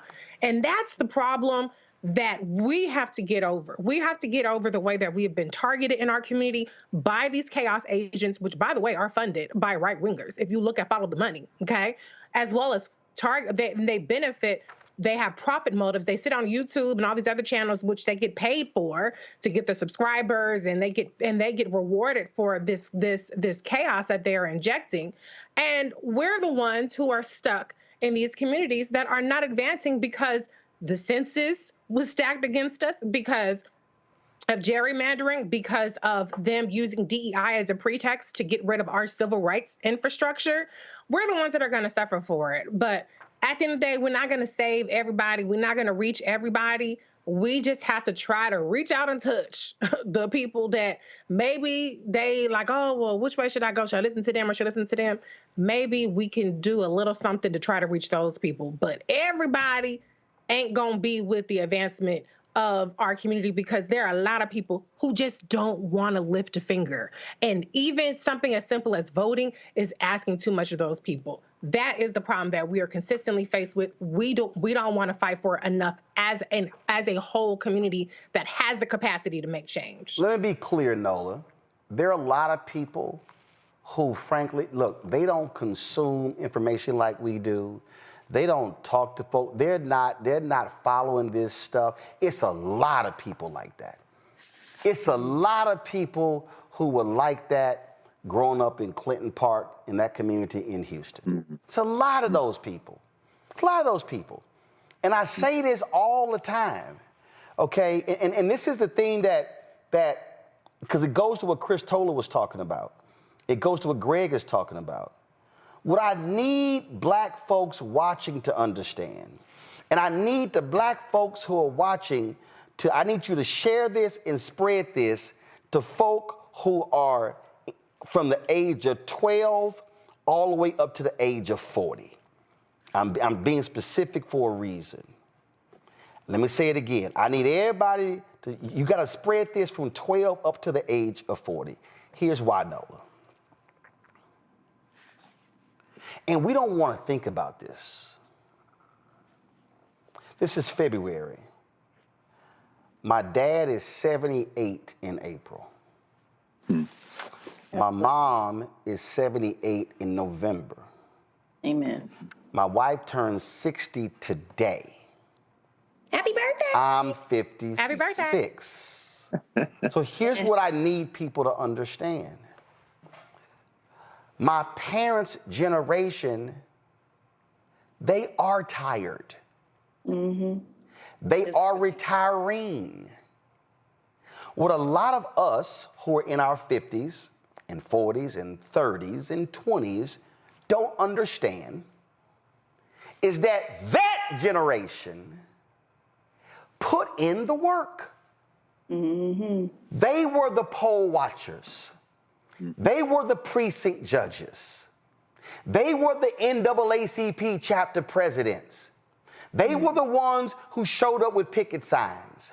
They were the ones who worked phone banks. They were the ones who put signs up in yards. They were the ones who started neighborhood clubs, civic clubs. They were the ones who went down to the city council meeting and the county commissioners meeting, who went to the state legislature, who would come to nation's capital calling on the elected representatives to do what was right. They were the ones who went to the committee meetings. They were the ones who were doing the work. These are the people who we don't know, who were not in the newspaper, who were not on television, who were not on radio, who was doing that groundwork. They were the ones who were going door to door in neighborhoods. They were the ones who were raising money for sickle cell anemia when there was a national telethon in the 70s and the 80s. They were the ones who were putting in all the work. They were the ones who were holding up the black community in the wake of the death of Dr. King in the 70s and the 80s and the 90s and the 2000s. And what we are seeing is the generation after them and the generation after them and the generation after them are not doing their part to hold up the black community, because you know what? A lot of us are 26 and 28 and 32 and 40 and 45, and we're saying today, I'm fucking tired. I'm tired. But you're not tired of going to brunch on Sunday. Come on now. You're not tired of taking multiple vacations a year. That's right. You're not tired of taking from the bank of black justice and constantly making withdrawals from people who were constantly making deposits.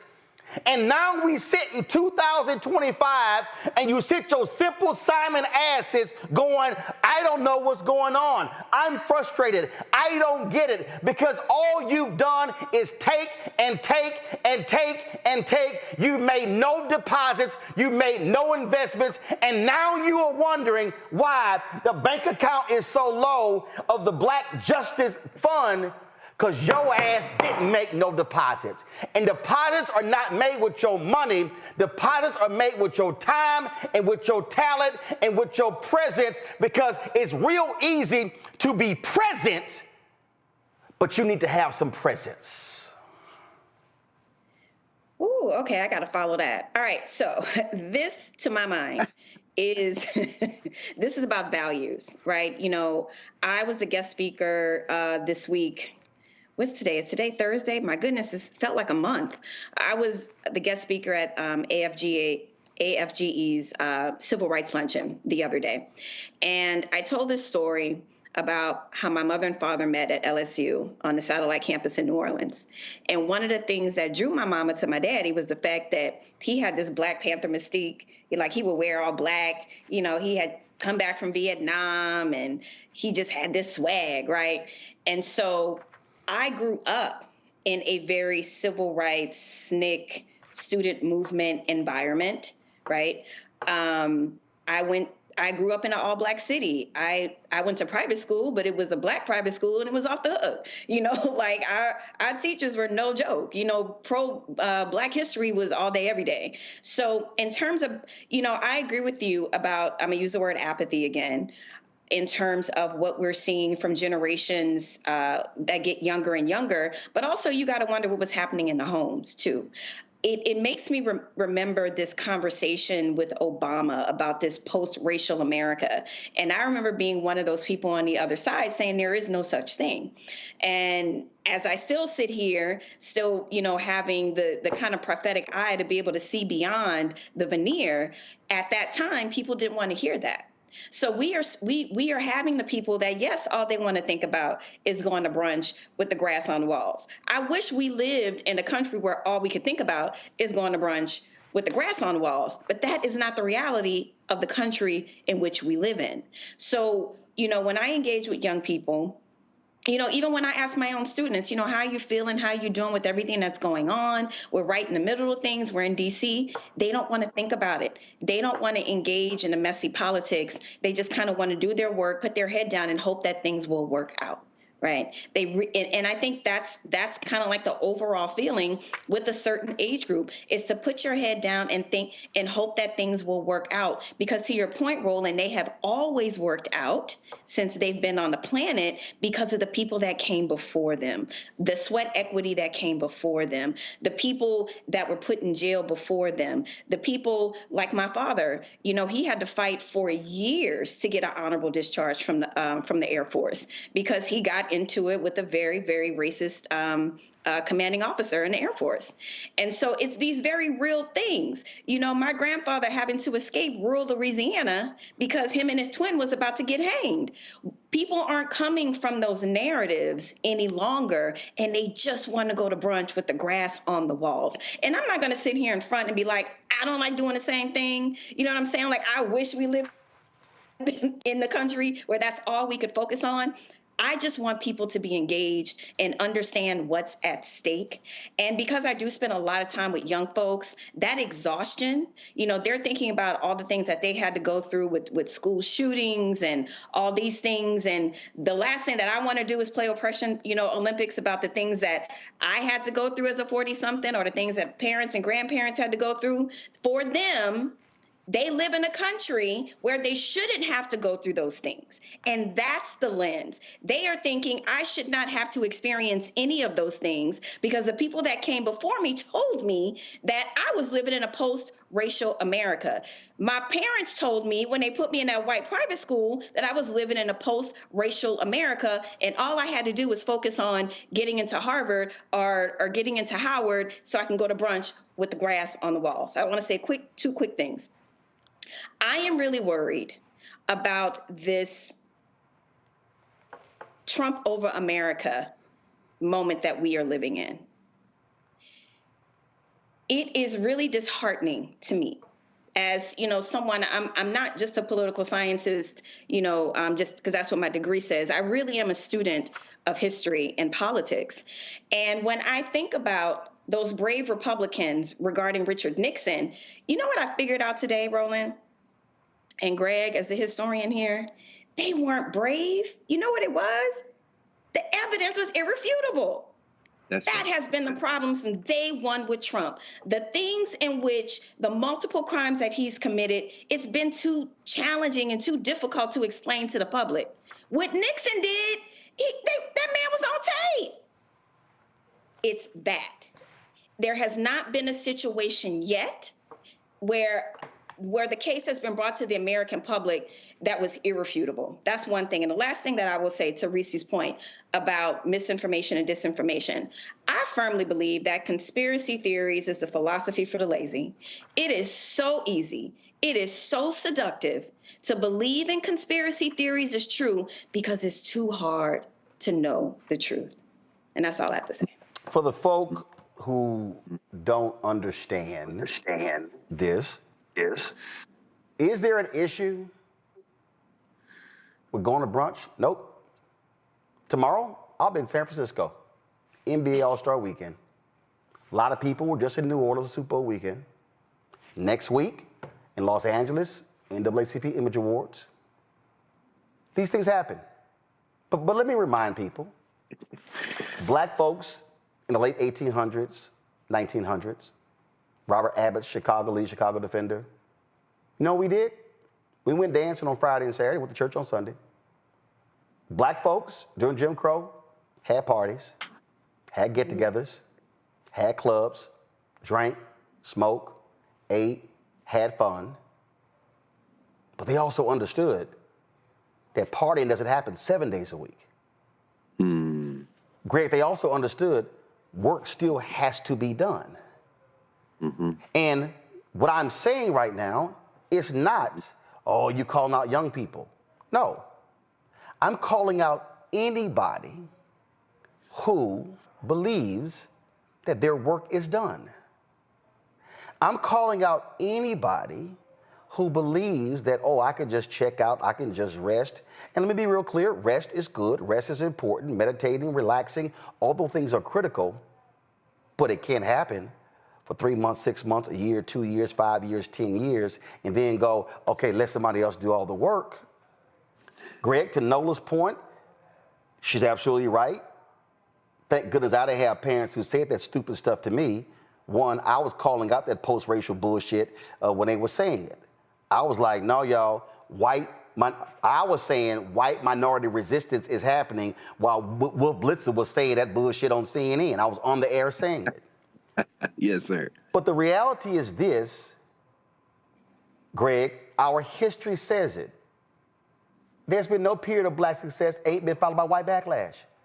So anybody who's raising their kid, their black kid, their African-American kid, their black immigrant kid, who will say that the America that used to be is not the America today. Oh, there have been some changes, but don't think for a second that that America has been completely eradicated, erased, because no, it is trying to come back, roaring, fast as all get out. And we cannot be confused by what is happening before our very eyes. And if we are ignorant about history, then we have no way of fighting the present day battle for the future. That's right. It is correct. It's humanity.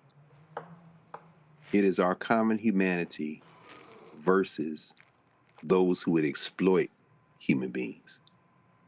If that seems overbroad, it's because it is hard to get our minds around the things we've been socialized to believe are real, that are only real because we give these concepts our power. One is the concept of the nation state. You know, that region of the country that you all are from, that Gulf region, Louisiana, Texas. Every time I go to New Orleans, I'm reminded that city and that region has more in common with Haiti and Jamaica than it does with Iowa. Because it is a Latin-based city. The Africans who were there, the indigenous people who were there, they didn't speak English. This is one of the reasons why, you know, I kind of depart with my friend and colleague, Nicole Hannah-Jones. This isn't a 1619 project.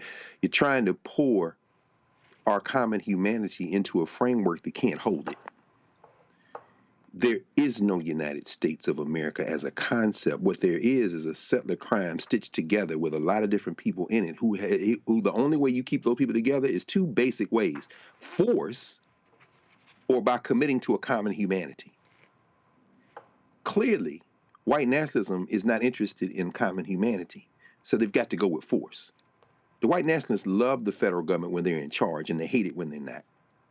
There are no principles holding this country together. There's no rule of law holding together. There's no set of principles holding any country in the world together. Right as we are sitting here, Narendra Modi just finished meeting with Donald Trump at the White House, and Modi, the only words in English he said at the press conference after the meeting they had was, make India great again. Because he is a Hindu nationalist trying to hold together the biggest democracy in the world through force.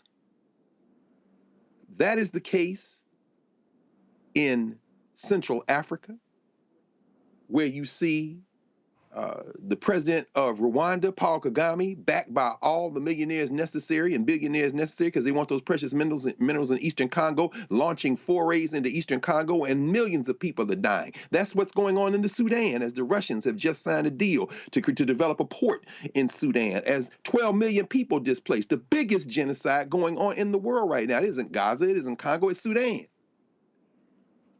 What we face is a dilemma that all humans face. You know, I was at a library the other day, and yeah, I'm not against brunch or any of that either, but you know, I will admit that I trend toward a different kind of thing. I look at life like life is short. We got too much work to do, and maybe I can eat brunch the next time I come back around. And I ain't got no shade for anybody who does. I'm just saying that's my personal thing. So I respect that. Y'all respect me. I'm just gonna work. But I was at the library, and they have a basketball court, indoor basketball court, and they had set up for indoor soccer. It's cold outside, and I looked at all these children. I guess the youngest may have been 7 or 8 years old, and the oldest were maybe early teens, if that. And they were in there laughing, probably about 40 or 50 kids in there, just, kicking the ball, and the other ones standing around watching. All of these children would be classified by a white nationalist or a blackface nativist as immigrants. And I asked myself, who could stand against a child, J.D. Vance? Your own children came out the womb of a woman who was born and raised, who's from India. Who can stand against a child? I tell you, can stand against a child. A chinless, self-hating, deeply insecure, fear-driven white nationalist like Junior Varsity Vance or Stephen Miller. A person who has failed at life and continues to try to justify that failure by projecting their self-hatred outward. Like, well, I'm not going to name any names. You fill in the blank. But at the end of the day, we have a choice to make. Are we going to stand and say we are human? And as African people, we have values, we have cultures, the various cultures that have blended together and formed their way into a resistance, into an identity, that while we don't share the same identity exactly, we have a common identity that is global. I'm sorry, you blackface nativists. And you people who really don't study history as much, you probably ate a little bit too much brunch as you glossed your way over to whatever hot take you just vomited out on social media, thereby proving you haven't studied much at all. When you pick a flag or a place you came out your mother's womb over our common humanity, you have demonstrated that you are incapable as yet of any form of leadership or representation for the rest of us on this ball we call Earth. The Chinese aren't our enemies. The Russians aren't our enemies. And there will be people who say they are, but that's because you're picking a flag and you're picking a territory. And guess what? The people who are in those places who call you their enemies, they aren't the rank and file people. They're the people who play a game called, I'm going to exploit these lines for my individual benefit, whether it be Vladimir Putin, Elon Musk, Donald Trump, or anybody else. They are all the same. And in history shows us that they do great damage, but ultimately they fall. And this country ain't no different than any other country in the world. It will dissolve because they come and go. The only question is, how are we going to survive so that we can build something better when whatever it comes next comes next? Folks, this is why it is critically important for you to watch this show, to share our videos, to contribute to us, to pass the word on, because the conversations that we have here are not happening. Not just in mainstream white media. It's not happening in black targeted or black-owned media. It is not happening at all at BET. BET got one news show that airs 1 hour a month. You know what we do? 40 hours a month, just this show. It's not happening. Ebony is basically an Instagram page. It ain't happening at Essence, at Black Enterprise, at Blavity. It ain't happening. The Griot, they done laid off all their people, buying out, laid everybody except 4 people. We have to understand that black people got to this point because of the black press, because of black newspapers and black magazines. That was not social media. That was the Chicago Defender, the Pittsburgh Courier. There was the Memphis Tri-State Defender. There were black papers in Arkansas, in Texas, in Mississippi, in Alabama, in Florida, all over the country, the Pittsburgh Courier. That's how we got here. We are not going to be able to mobilize and organize if we do not have the information first that educates us, that enlightens us, and informs us. And that's why black-owned media is so critical. Yes. For all y'all understanding, and I've had people come to me who, hey, they wanted to buy an equity stake. Hey, what can we do? You should do a raise. Let me explain to you what then happens. And I'm not against that. But then that means that their business interest may be harmed by what I say. And then they might say, man, do you have to go so hard on that? The reason we can do what we do here, because there's one owner with 100%, with freedom and the flexibility to do what we do and to book the people that we do. I've had people say, I don't know why you got that cussing woman Reese on. I said, she gonna be back next week. Man, you got that dashiki wearing brother Greg Carr. I said, he gonna be back in next week. And even though she can't cook gumbo, Nola gonna be back next week. Point I'm making here is this here. Y'all don't understand. Robert Abbott could not do what he did at the Chicago Defender if black folks didn't buy the paper. Shalata Bass couldn't do what she did in California if they didn't buy the paper. John H. Johnson couldn't do what he did with Ebony and Jet if they didn't buy the magazine. We ain't asking you to buy nothing. We are asking you to support, to make sure that we don't have to answer to somebody else telling us what to do. And also, and I don't have to address it, I have before, all of y'all Simple Simons who actually think that if a campaign actually takes out political ads and you think I'm not gonna call them or their party out, you should get drug tested. Because the philosophy here is the same for everybody. If you do good, I'm gonna talk about you. If you do bad, I'm gonna talk about you. At the end of the day, I'm gonna talk about you. Reese, Greg, Nola, I appreciate y'all being on today's show. Thank you so very much. Folks, if y'all wanna support the work Club, your contributions are critically important to our work, not just this show, but the network. Speaking of that, folks, I want all y'all to stay tuned because coming up next, you're going to see a new show that we are launching. It's called The Other Side of Change. It's Jameer Burley, Bria Baker. We're going to stream that right after I get done here. And so I told y'all we got more new episodes of The Black Table coming. We got Balanced Living with Reverend Dr. Jackie Hood Martin. We've got other shows that we're developing.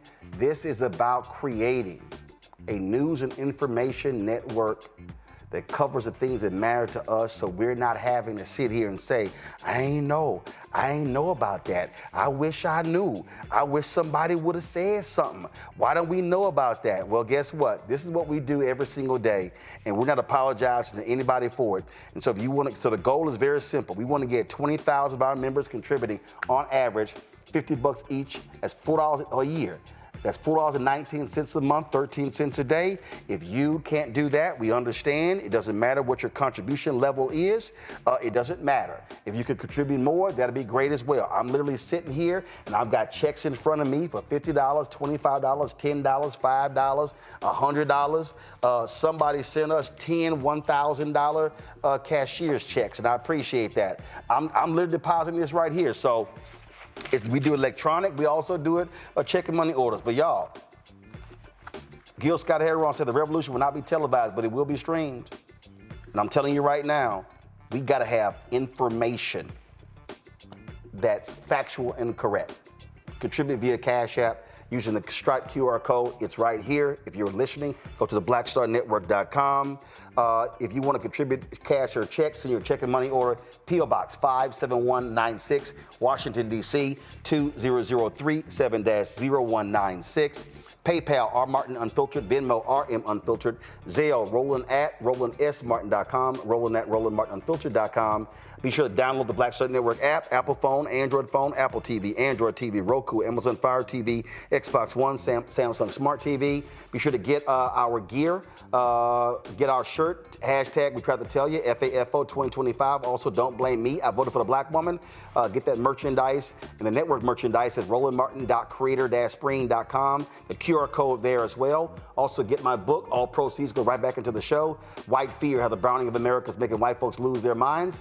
Get it at bookstores and online. You can also get the audio version that I read. And don't forget, download the app Fanbase. Absolutely, folks. All sort of great features on it. If you want to be one of the investors in the crowd fund, go to startengine.com/fanbase. We're going to roll right into our new show with Bria Baker and Jamira Burley. Let me thank all of you, folks. We'll have a guest host tomorrow. I'm going to be flying to San Francisco, NBA All-Star Game, celebrating Jackie Hill Martin's 60th birthday. It is today. That's right. This is when we were in Jamaica. So she is a Delta and a Lynx and all that good stuff. Y'all go on social media. Wish her happy birthday. Folks, I will see y'all tomorrow. Holla!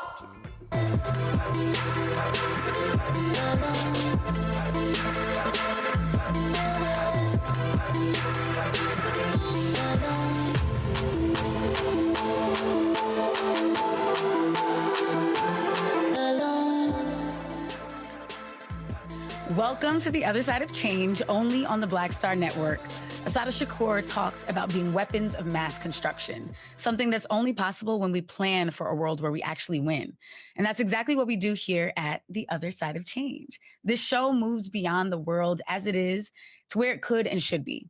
I'm Bria Baker, here with my brilliant co-host, Jamira Burley, and we're just two millennial women tackling everything at the intersection of politics, gender, and pop culture.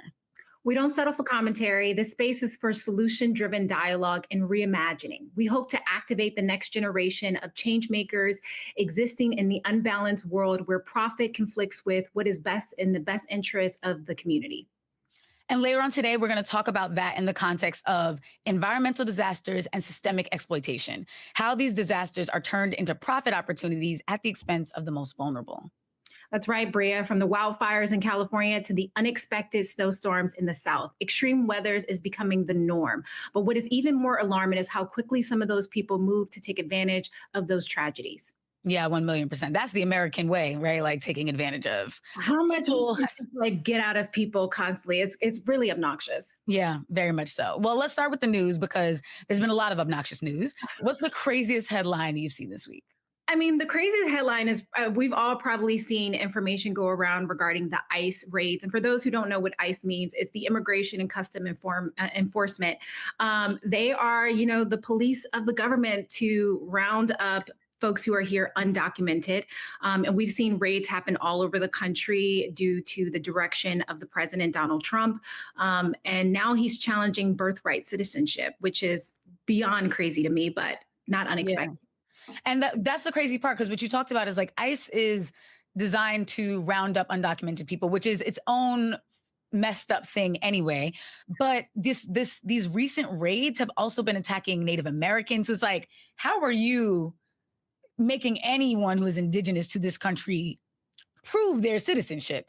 But also birthright citizenship affects Black people. That's actually where it was designed, was the 14th Amendment after the Civil War to give Black people citizenship because we were previously property. So it's just dangerous precedent that's coming with this.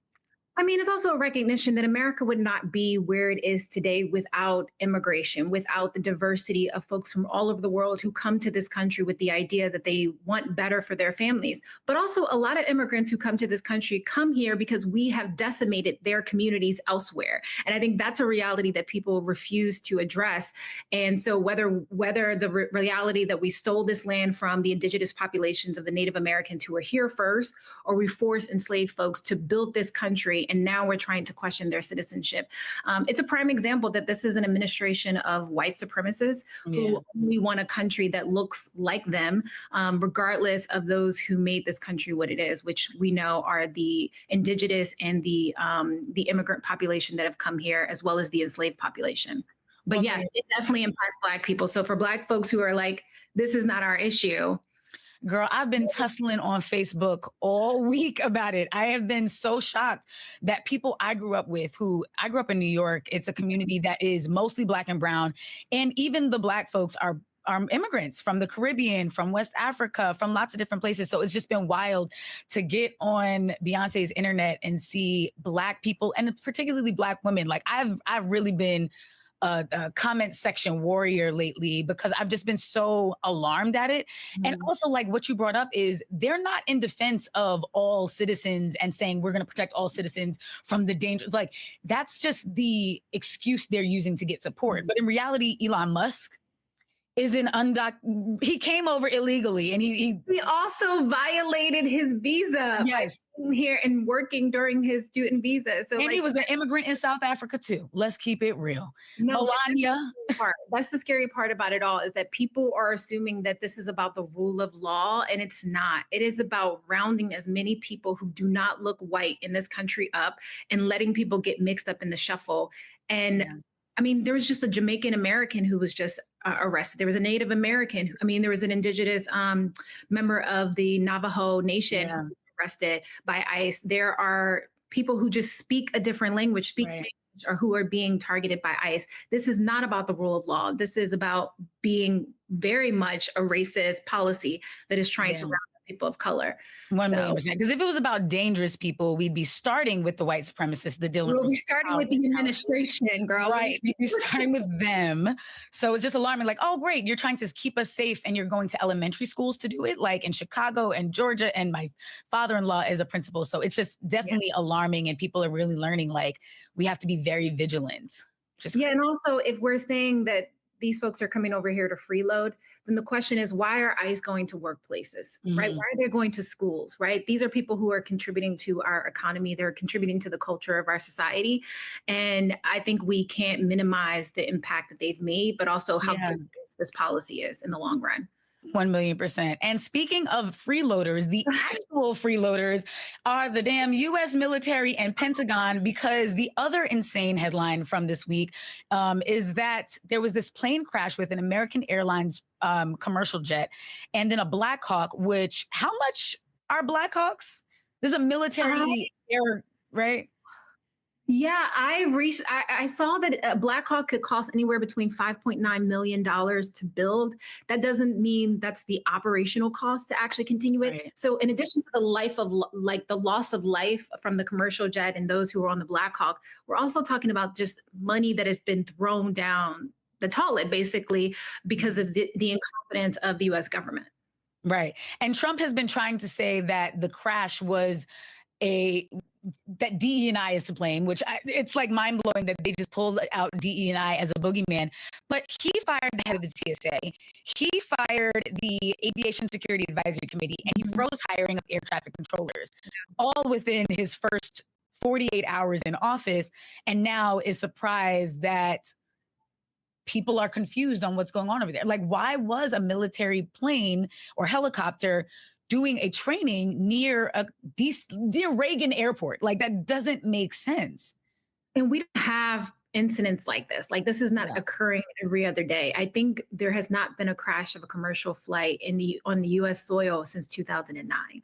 So this is very unusual. And for this to happen a week and a half into the new administration after, to your point, he made all of these extreme cuts and preventing a very prominent institution from doing its job, especially in our nation capital, I think is extremely dangerous. But it just goes to show you that this is an administration that is chaos and confusion. Very unserious, extremely unserious. They're serious. They're just also racist and stupid. So there's that. Right. That part. Sure. Well, speaking of stupid and racist and all of the things, I mean, we've also seen that really play out with a lot of these weather-related madness that's going on, right? Ooh, I mean, what a week. I think if we look at the weather-related madness, as you mentioned, we'll start really questioning what is happening with our environment, especially with the lack of direction that is coming from the administration all the way down to the state level.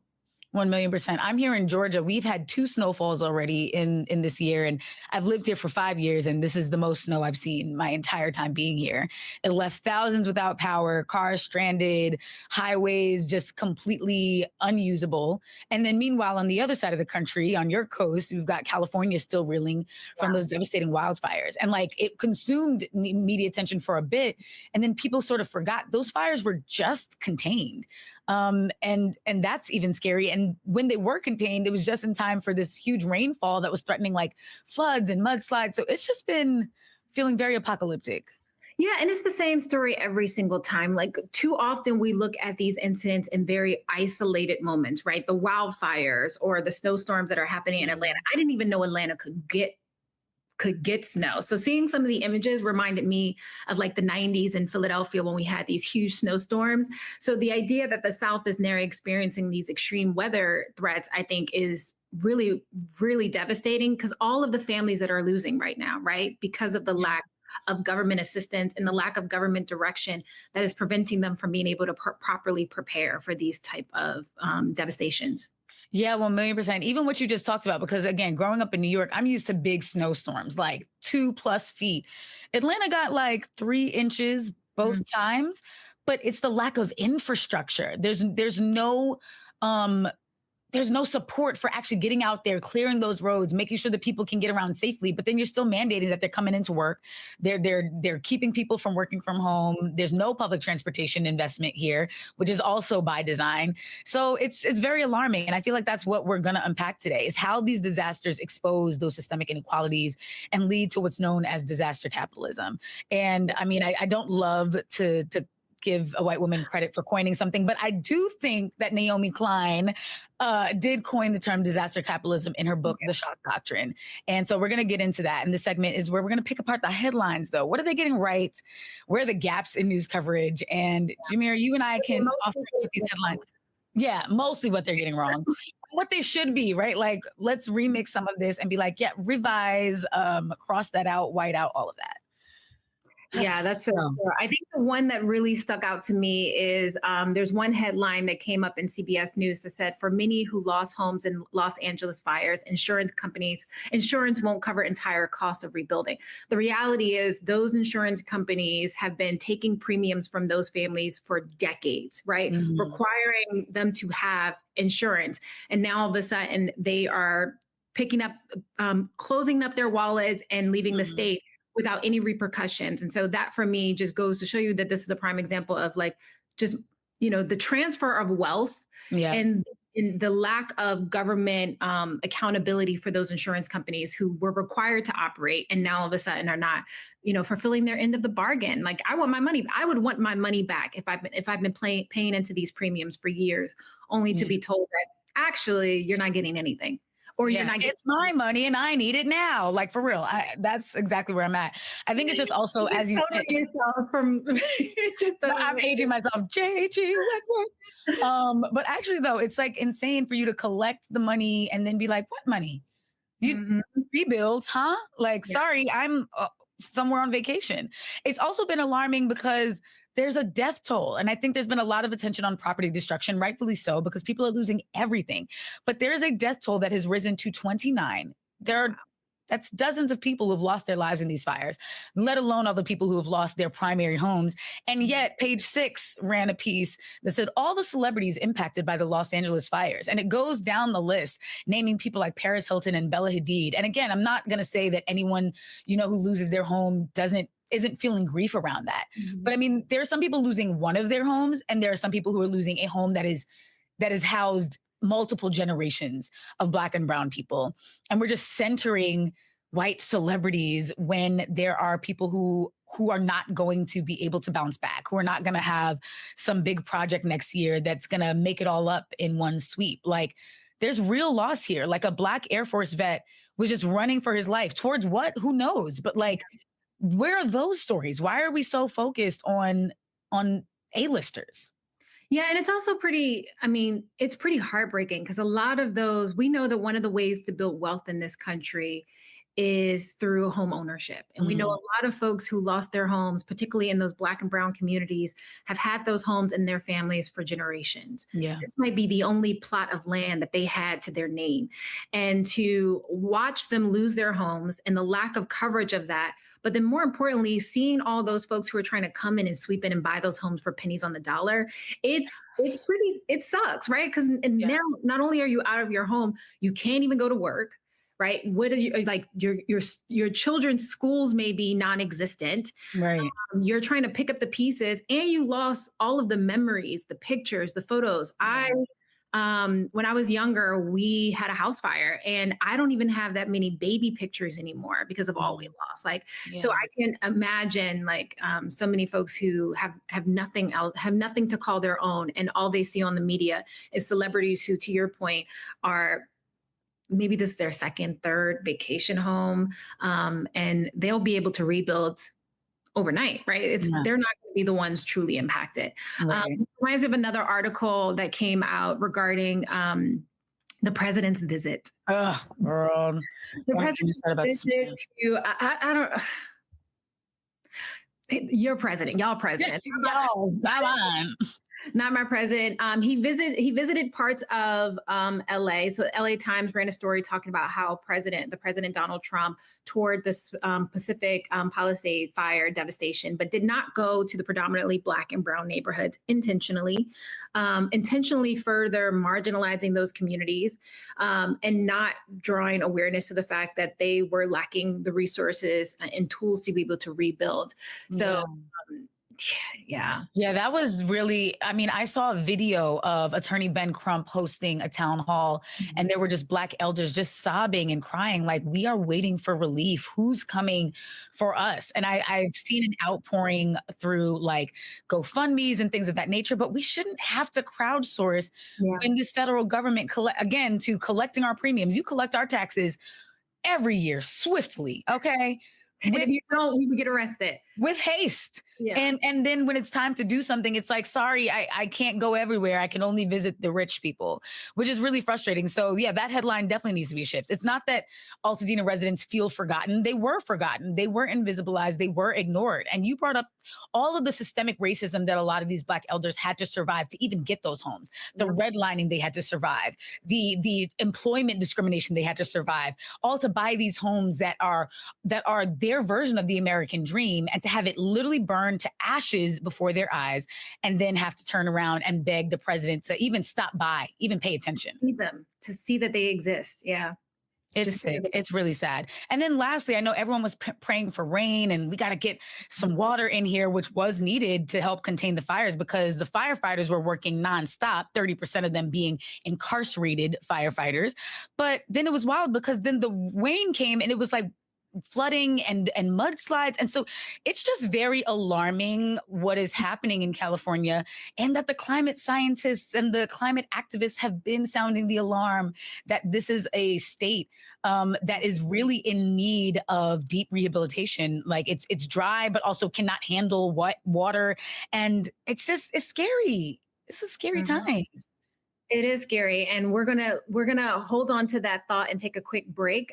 So the other side of change will be back after this break, only on the Black Star Network.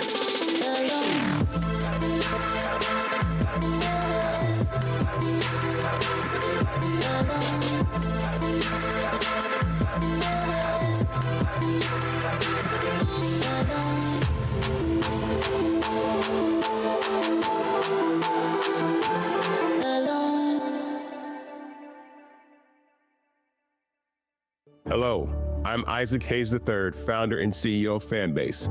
And right now we're accepting investors in our $17 million round to revolutionize the future of social media. Today, for just $399, you can own 60 shares of stock in Fanbase at $665 a share. Go to startengine.com/fanbase and invest today. While the big platforms have grown too massive and disconnected from their users, Fanbase is building a platform where creators and users truly come first. We've already raised $8.6 million from everyday investors who believe in this vision, and now you can join them. This is your chance to invest in a social media tech company with over 1 million users that is disrupting media by allowing anyone to reach all of their following and monetize their content from day one. The market is changing, big platforms are failing to serve their users, and Fanbase is stepping up to fill the gap. Don't wait until it's too late. Invest now. Invest for yourself and your future. Go to startengine.com/fanbase and own the future of social media.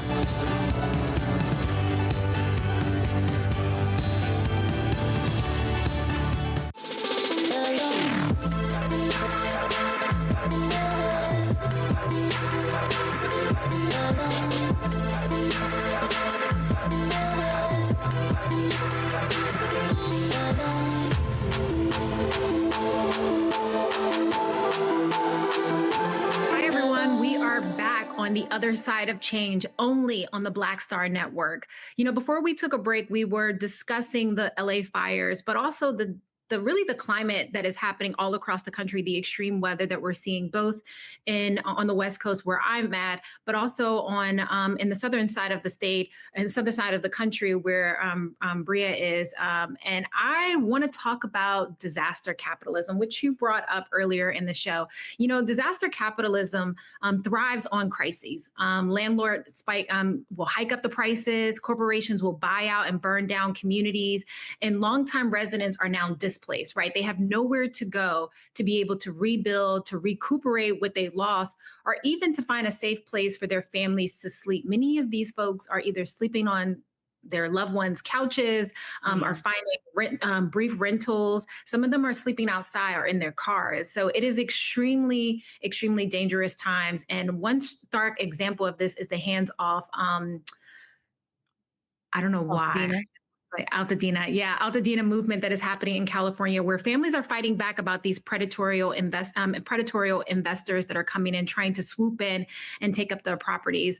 What are you hearing from folks? Yeah, I mean, disaster is big business, unfortunately for us. But yeah, I have a few friends who, you know, my good friend Kimberly Bolton, her family has lost 6 homes in that area because she has a lot of aunts, uncles, parents who are all living in the same community who have done that for safety, who is saying, let's build community with one another, live close to one another. And now we had to all watch our houses burn with one another. And it's really scary. It's heartbreaking, but it's also inspiring because these communities are resisting, they're resilient. It's a reminder that resilience is not just about the rebuild, but about making sure that people know Altadena is ours. You can't take what is rightfully ours. And that has been beautiful. Another person is Blair Imani, who is the creator behind Smarter in Seconds. And she is also a beautiful author. Her family lost some homes there as well. And so they have multiple generations, nieces, nephews, uncles, grandparents, all staying in the same home as they wait for a rebuild, which who knows how long something like that actually takes. It takes years. I mean, if anyone has ever seen anything built anywhere, right, you have to go through all of these governmental red tapes. You have to, one, be able to hire the staff to be able to do this. And when you have this much devastation, to your point, we don't know how long it's going to take. I also think it's really important to note that many of the folks, particularly in those Black and brown communities that lost homes, these are people, consider even Blair Imani, these are people who are providing services and resources to other people. Like many of them lead organizations and nonprofits that do services to those communities. So those nonprofits and organizations are also feeling the impact of that. And this is not just about housing, right? This sits at the intersection of race, class, climate justice. What happens when rebuilding efforts excludes those people's, those stories and those communities from being able to fully be able to thrive again, especially as they're dealing with like these predatory investors that are like whispering in their ear, telling them, hey, you know, if an insurance company leaves your state, maybe you should sell. What? Like, that's not how it should. They should have never been allowed to leave in the first place. 1,000,000%. And I think the scariest thing is like, if that's how bad it is for people who are homeowners who own the land that the house sat on, then imagine for those who are renters who don't own any of their housing, who are at the mercy of the rebuild of the developers and the management buildings who own their spaces, or even for people who depend on these spaces for employment. Like what happens to farm workers who are picking and growing our food, and we're doing so with masks on because the smoke is still in the air. I mean, they've been giving out these warnings around what the air quality is going to look like for the next several months, because you're not just, I mean, we think about it, it's like, yes, people's houses are burning, which means plastic is burning, steel is burning, brick is burning, wood is burning, trash is burning, chemicals are burning, cars were burning. To have to breathe that in, it's scary to understand, like, okay, even after people rebuild their homes and have their schools and community spaces rebuilt, their health is going to be affected for much longer than probably is going to be tracked. And I remember this as a New Yorker after 9/11. I mean, people were not breathing right. And there were later suits around the air quality and improper warning for people about like how they should be protecting themselves in a state and in a city that just was banning masking. Literally, I mean, well, in a country that's banning masking, right? As if all of these diseases and viruses have now evaporated into the thin air. But to your point with not, like, we also have to think about like Katrina, right? This country continues to never learn its lesson. It never thinks about infrastructure. And it's so frustrating seeing how much money is just being wasted in our federal government, how much money is being sent outside of the United States to do harm elsewhere. But yet we lack the desire and the political will to be able to strengthen our infrastructure for the very citizens who put money into into the coffers of the American dollar. I mean, into the government bank, right? Yeah, no, 1,000,000%. I'm glad that you brought up Katrina. This moment feels very reminiscent because even in Katrina, like it was that, yes, you have this flooding. And that's the thing about disaster capitalism, because people are sort of like, why are you bringing up race? Why are you bringing up, it's not political. We're all in this together. And it's like, no, the natural disaster comes, and that the natural disaster itself is not racist. It's the response that our government does or does not give that is racist, that is very discriminatory. So in Katrina, it was like, let's break the levees and sacrifice Black residents and their communities and their homes, have them be climate refugees in stadiums while white residents are being flown out as long as you can afford to, right? And like, I think that's what we're seeing here is that when they were evacuating folks, it was at the mercy of you being able to fly out and have somewhere to go. There was no real coordinated response of here is where you go. And we have planes ready to fly people out to safer spaces. And it shouldn't be this way. Like, why are we always the first ones to be deemed collateral damage and the last ones to be protected? Yeah, I'm trying to stop myself from crying because I just remember the images from Katrina of people like standing on their roofs and on top of cars and like waving signs, and they went days without fresh water, like days in a country that literally has sent people to the moon, right? Like we can't get water and food to folks who are suffering. Reminds me of Kanye West saying, you know, George Bush doesn't like Black people. That was some of his best work. The United States government doesn't like Black people. No, truly. We need that Kanye back because we need truth tellers right now. We need people to say it. And I feel like what's frustrating, I miss the old Kanye straight up. But no, actually, and what's scary is like we have 1 million documentaries and books and exposés and investigative articles explaining just how much the government failed Black people during Hurricane Katrina. We're what, like nearly 20 years out from that. And now we're still facing situations where the same thing is happening. And it's like, at what point do we learn? At what point does it not become entertainment that someone gets to profit off of? It's not a Netflix documentary, but at what point are government officials actually learning how to better protect us? Yeah. Especially, I mean, let's not forget California, it be eating up the paycheck. Okay. They take those taxes out. Like we pay for that infrastructure, and a lot of things can be true at once, right? Like a lot of things can be true at once. But what we do know is that the devastation also always impacts Black people vastly different, or Black and brown communities vastly different than it does our white counterparts.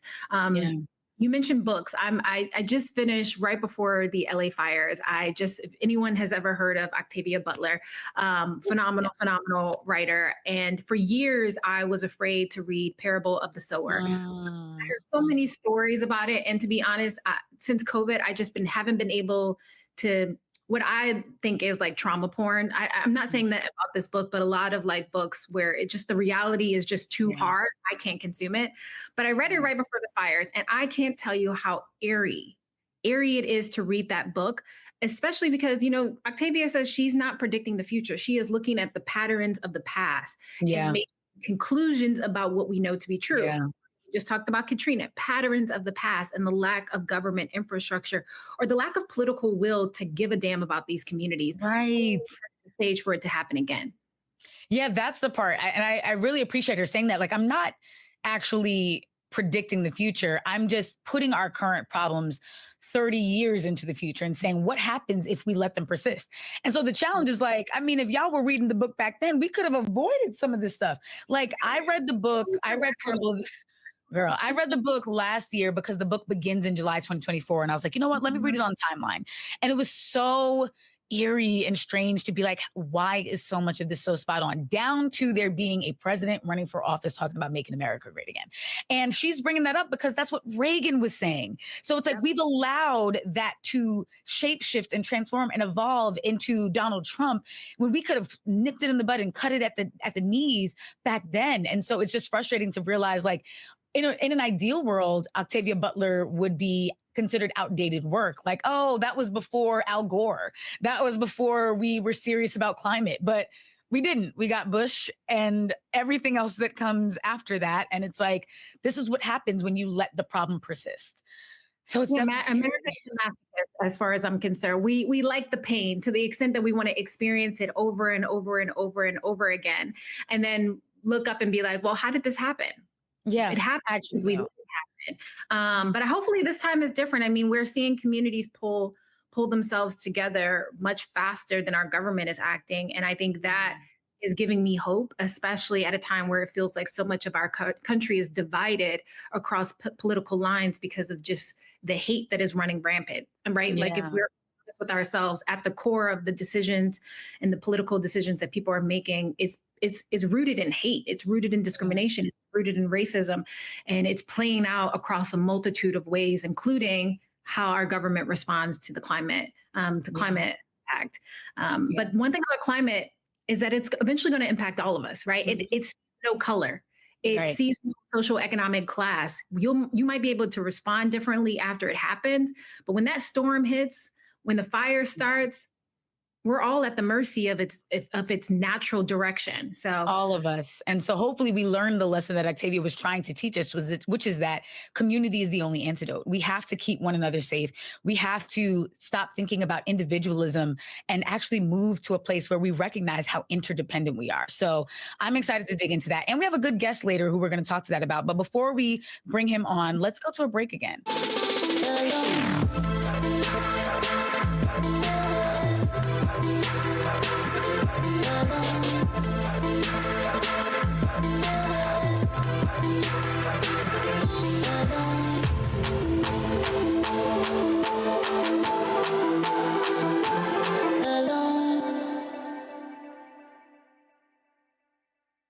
What's up, y'all? Look, Fanbase is more than a platform. It's a movement to empower creators, offering a unique opportunity for everyday people to invest in Black-owned tech, infrastructure, and help shape the future of social media. Investing in technology is essential for creating long-term wealth and influence in the digital age. The Black community must not only consume tech, we must own it. Discover how equity crowdfunding can serve as a powerful tool for funding Black businesses, allowing entrepreneurs to raise capital directly through their community through the Jobs Act.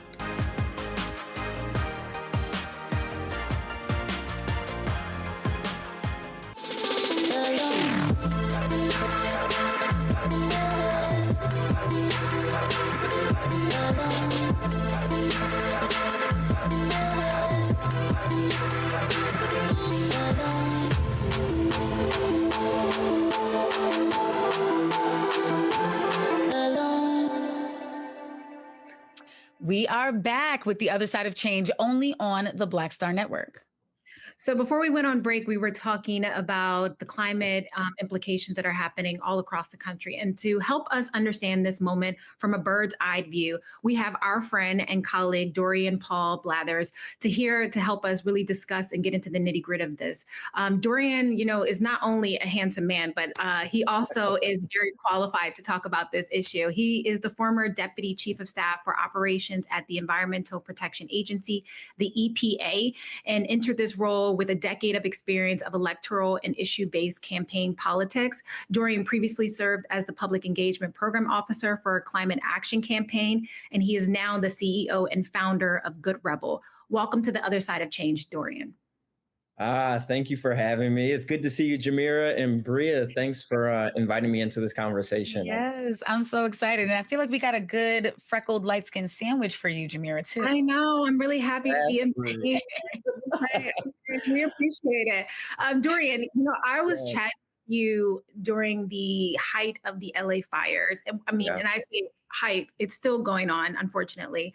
But I remember you showing me like the outside of your balcony. Can you tell us a little bit more about like your experience of what is happening, one in LA, but also what is happening regarding climate change in general across the United States, but also the world, right? We just saw the US pull out of the Paris Climate Agreement. So what are those implications that you're seeing? Absolutely. It's fascinating that this all just happened 2 weeks ago. I remember the night of the the night that we had that conversation, I was on my balcony, and at this point, the Palisades fire had already been burning. The Eaton fire, where the community of Altadena is, was also burning. But we saw with those extreme wind events, those Santa Ana winds that come in off the mountains, there were literally little fires everywhere all across Los Angeles County. I live in Thai Town, which is just on the edge of Hollywood, and a very popular hiking destination that some of your favorite influencers hike all the time caught on fire. And that is right here in the heart of Hollywood. We had a fire situation where nearly 100 acres were burning. But for the first time, I had to consider what it would be like to actually leave my house, to have a go bag packed and ready to go. I could see a small orange glow that began to increase in just a matter of minutes. And funny enough, I was actually hosting friends from other parts of the county that were escaping fire to only have to, evacuate here from Hollywood, and find another place to go for the night. But what I realize is that, we are in the climate collapse. So for climate activists and organizers like myself who have been talking about these issues as something that is looming or something that is coming, it is absolutely here, and it's been here, and we're going to see that happen. As you stated earlier, in communities across the country, these extreme weather events are becoming more disastrous. And it's so important to contextualize that it is Black and brown communities that are often hit first and worst. And I'm not just talking about, physical property in space. I'm talking about the impact of the fallout of these disasters. There's certainly loss of life that we're seeing. The highest number of casualties came from Altadena, right? Another historically Black community. But also when we think about, what happens after the fires, there are so many people, thousands of people who are out of work in both the Palisades community and Altadena, right? There are thousands of people who are now displaced and considering what they can do with the $43,000 that they're eligible to receive if they qualify for it when applying through FEMA. That doesn't go very far in California when you've lost your vehicle, you've lost your home, maybe you've lost your job, right? We're still learning about the stories that are happening. And it's important for us to, talk about this in a global context. I'm happy that you raised that, because when we think about who climate refugees are, who folks are who are often on the front lines of just the pollution that causes these disasters, but also the fallout from the extreme weather that climate change exacerbates, it's people that look like us. It's Black people first, right? It's brown people. We look at island communities who are experiencing, hurricanes that are larger than they've ever been. This is something that we're experiencing as a global society. And it's important that we get this right now as we kind of shift from, the long-held conversations on mitigation to adaptation. How do we live while these things are going on? And how do we rebuild and have resilient communities that allow us to still live with dignity in these really scary times? Yeah, I'm so glad that you said that, because especially that global context. People don't think, when they think of the terms climate refugees, that sounds like something in the third world, which I don't even use language like that. But we are the third world, right? We in a Gucci belt. That was me 2 weeks ago, right? We never think it'll be us until it's us. And then you're the one thinking, what do I put in the book bag and what's worth taking? And seeing people making split-second decisions of, this is the only photo I have of my mother, or this is, my child's memories, or whatever. I can't imagine. I mean, it made me and my wife get really serious about, we have to get our to-go bags ready, because we certainly don't have infrastructure down here if something really hit. And people always think, well, I don't live in a community like that. And that's what a lot of people think until it hits your community. So it's definitely so scary. I mean, when you think of this rebuild, what is just and fair when it comes to rebuilding Altadena with Black and brown residents at the center? What needs to be considered that maybe people are not talking about or are only talking about in little whispers, but not on a mainstream scale? Yeah, I think, I don't know if you all saw that viral Instagram video that went out. There was a young woman named Shelly Bruce, who happens to be a friend of mine, who grew up here in Los Angeles. And she's making, kind of this desperate plea and appeal to all of her followers and everyone who's paying attention around the world on Los Angeles, that like, especially Black folks who she's speaking to, she's like, we are going to make these communities whole again. The Altadena wildfires didn't just destroy homes, it put an entire Black community at risk of permanent displacement. And this is a community that was built on the backs of folks who, were seeking home ownership and economic prosperity because of redlining, right? They were pushed to Altadena and made it a safe haven of activists and artists and professionals who had worked very hard to build this community from the ground up. So when I think about making this community whole, I think first, in any context, it's important for us to allow those communities to first speak for themselves. I was so happy to see, Shelly talk about her family. I was so excited to see, viral,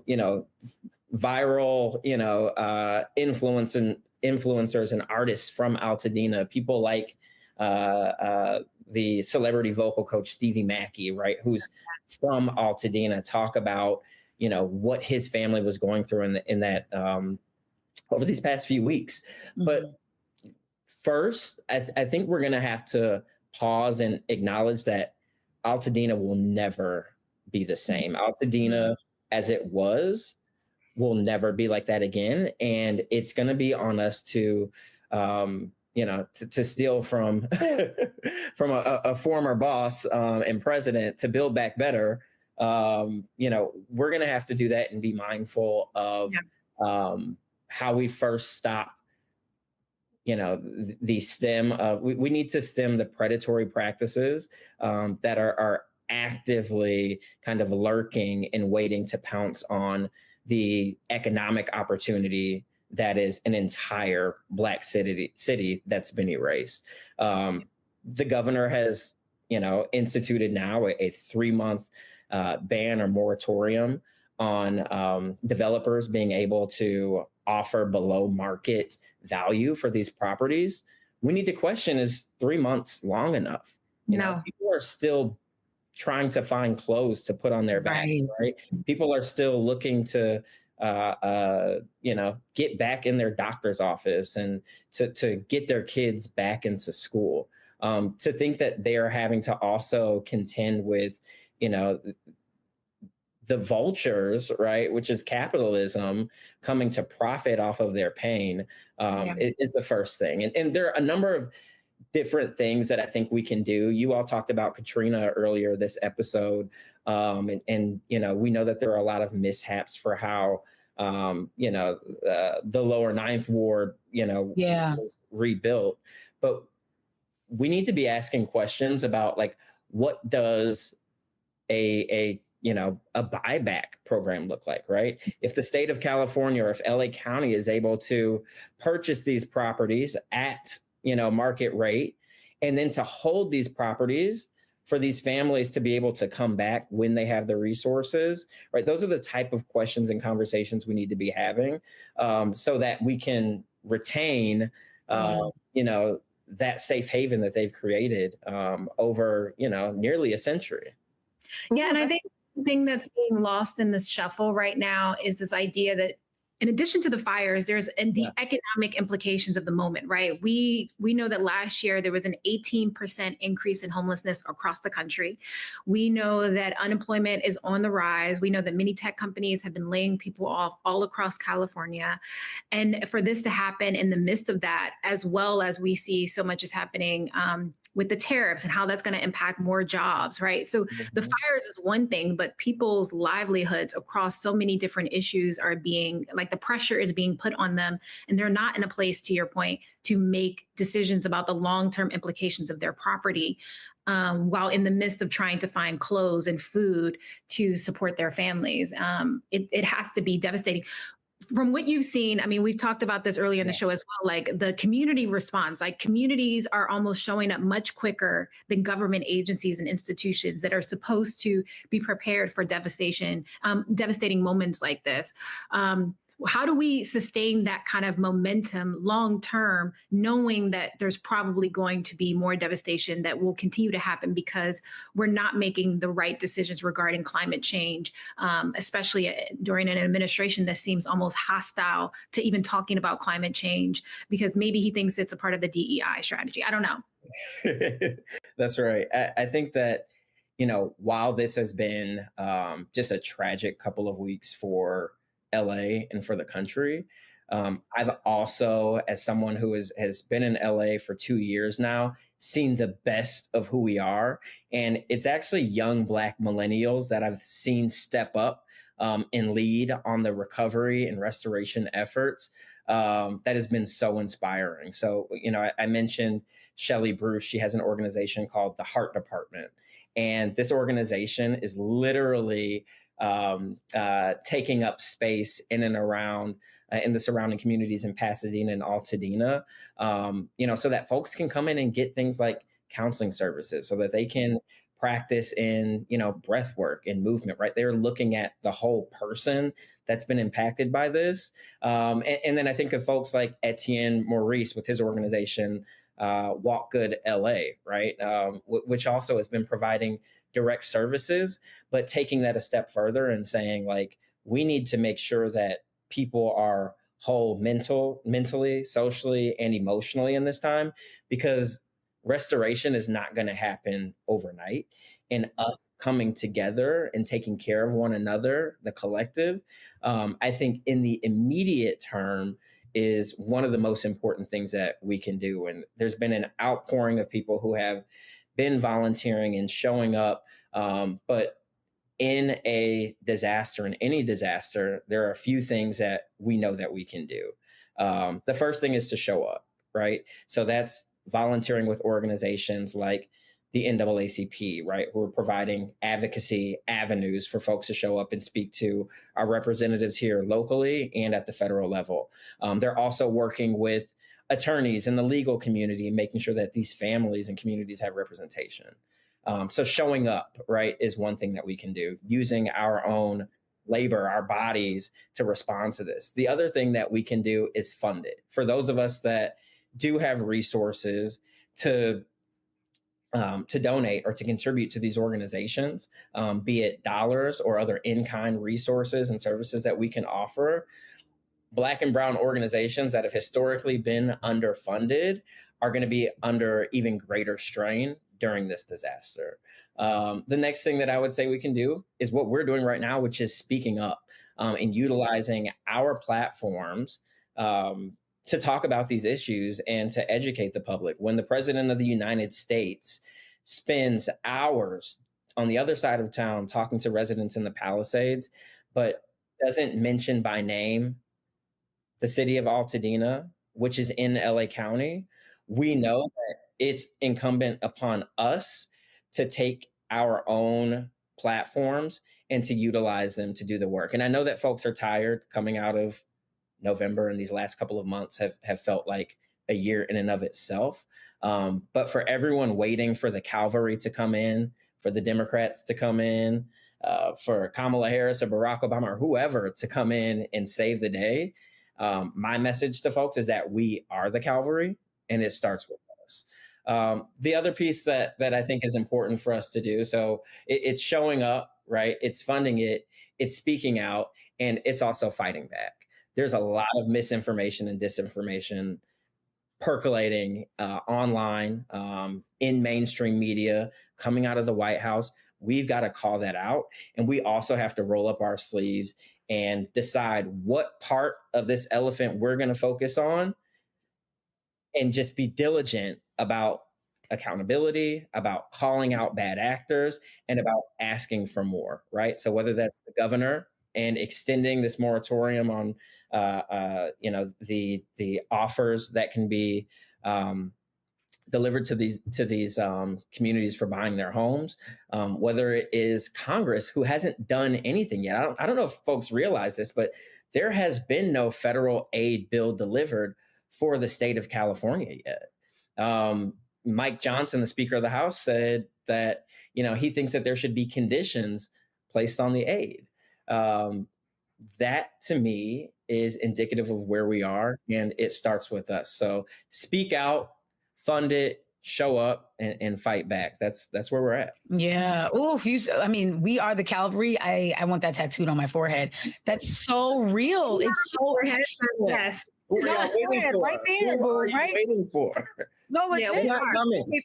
And I think it reminds me too to go back to Octavia Butler, but there is a bookstore, Octavia's Bookshelf in Altadena, very close to Octavia's adult home. And the founder of Octavia's Bookshelf, Nikki High, has also opened up the bookstore to be a refuge. They've been doing mutual aid. They've been housing people. They've been collecting donations and disseminating. And it just reminds me that we can always come together and do the thing that needs to get done faster than the government with red tape. And we have to be the ones doing the thing that needs to get done. So I just really love that you said that. But then you brought up something that's making me a bit nervous, which is we have to be wary of the misinformation and the disinformation, which feels like it's going to be even harder to do when all of the tech CEOs are fleeing from the responsibility to field and moderate that on their platforms. I mean, Zuckerberg, obviously Elon Musk. So it's like, do we stay on these platforms and continue to sound the alarms? Do we need to be doing this outside of the context of these digital spaces? Like, where does digital strategy and digital spreading of information fall into where you see as this need to be speaking truth to power? That's right. Well, I love, a good newsletter. And there was a point in time when I was on my church's listserv, and they would send out information about any sort of boil water advisory, any public health crisis that was happening in the community, any opportunities, right, for folks to get assistance or resources. I think that we're coming to a point now where we're going to have to give up some of these, the tactics that have helped us spread our messages through big tech, through Facebook, Instagram, Twitter, et cetera, and get back to, direct primary source avenues of sharing information. So whether that's email newsletters again, whether that's public meetings and showing up in person, I think that we're going to have to, think about the most basic organizing principles that gave us the freedoms that we have in this country now, in resorting to those efforts where, the algorithm can't impact, what's being said, where we can't be suppressed. And I think that it's a both and approach. I know that, when I think of my aunts and uncles that are on Facebook, I don't think they're going, anywhere anytime soon. But if they heard from me directly, right, as someone who's on the ground, as someone who's seen the fires, as someone who has worked for the federal agencies that are providing some of the aid and response, right, that carries a lot more weight and value than information that folks can't even trust, right, as being credible or viable anymore. I think we've got to return back to those principles. Yeah, it has to happen on and offline. Like, it's the reminder that for many of us, millennials who are online, chronically online, like I am, we are oftentimes the biggest source of information to our relatives. So anytime we see information, we consume information, we should be asking questions like, why, how, when, is this true? Should I check another source?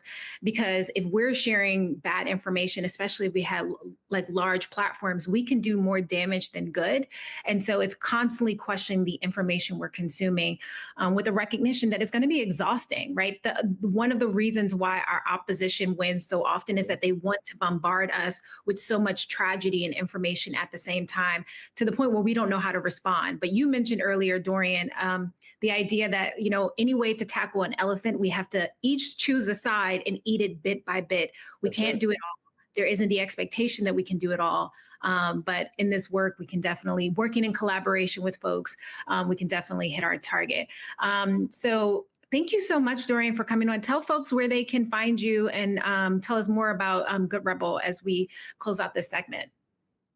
Yeah, of course. You can find me at goodrebel.co online. I'm also on Instagram at goodrebel.co and at Dorian Paul. That's Dorian with an E, not an A. But we work with brands, nonprofits, influencers, and individuals to really effectuate the change that they want to see in the world. I started this work as an environmental justice activist on the campus of Howard University, where, you know, I was afforded the opportunity to sharpen, you know, my toolkit to be ready for a time like this. And, you know, I'm excited that you all have this platform for us to, you know, talk about these issues, for us to really give the resources and point folks in the direction that we see to be, you know, a viable direction for progress. But look forward to staying connected with you all and all the folks listening as well. Sadly enough, sadly enough, I'm sure there's going to be more climate issues. So we'll definitely have to have you back later on. But it's been a pleasure. I mean, this episode was clearly very heavy because we know the fires are still happening. People are still devastated and our government still lacks the ability to respond accordingly. But thank you for being on and shining light on this devastating issue, not just what's happening in LA, but also what's happening around the country and why we should take climate change a little bit more seriously because it can and will impact all of us. So pick up Octavia Butler's book, Parable of the Sower, for those who have not read it yet. It will be very enlightening about the current moment that we're in. Yeah. And don't forget to support movements like Hands Off Altadena, mutual aid networks, GoFundMes, and anything grassroots, because again, we keep us safe. Yeah. So until next time, thank you for tuning in for On the Other Side of Change, only on the Black Star Network. You can find both Bria Baker and her on Freckled While Black on Instagram, Threads, and TikTok. And you can find me on all social media platforms at Jamira Burley. It's been a pleasure and have a good day.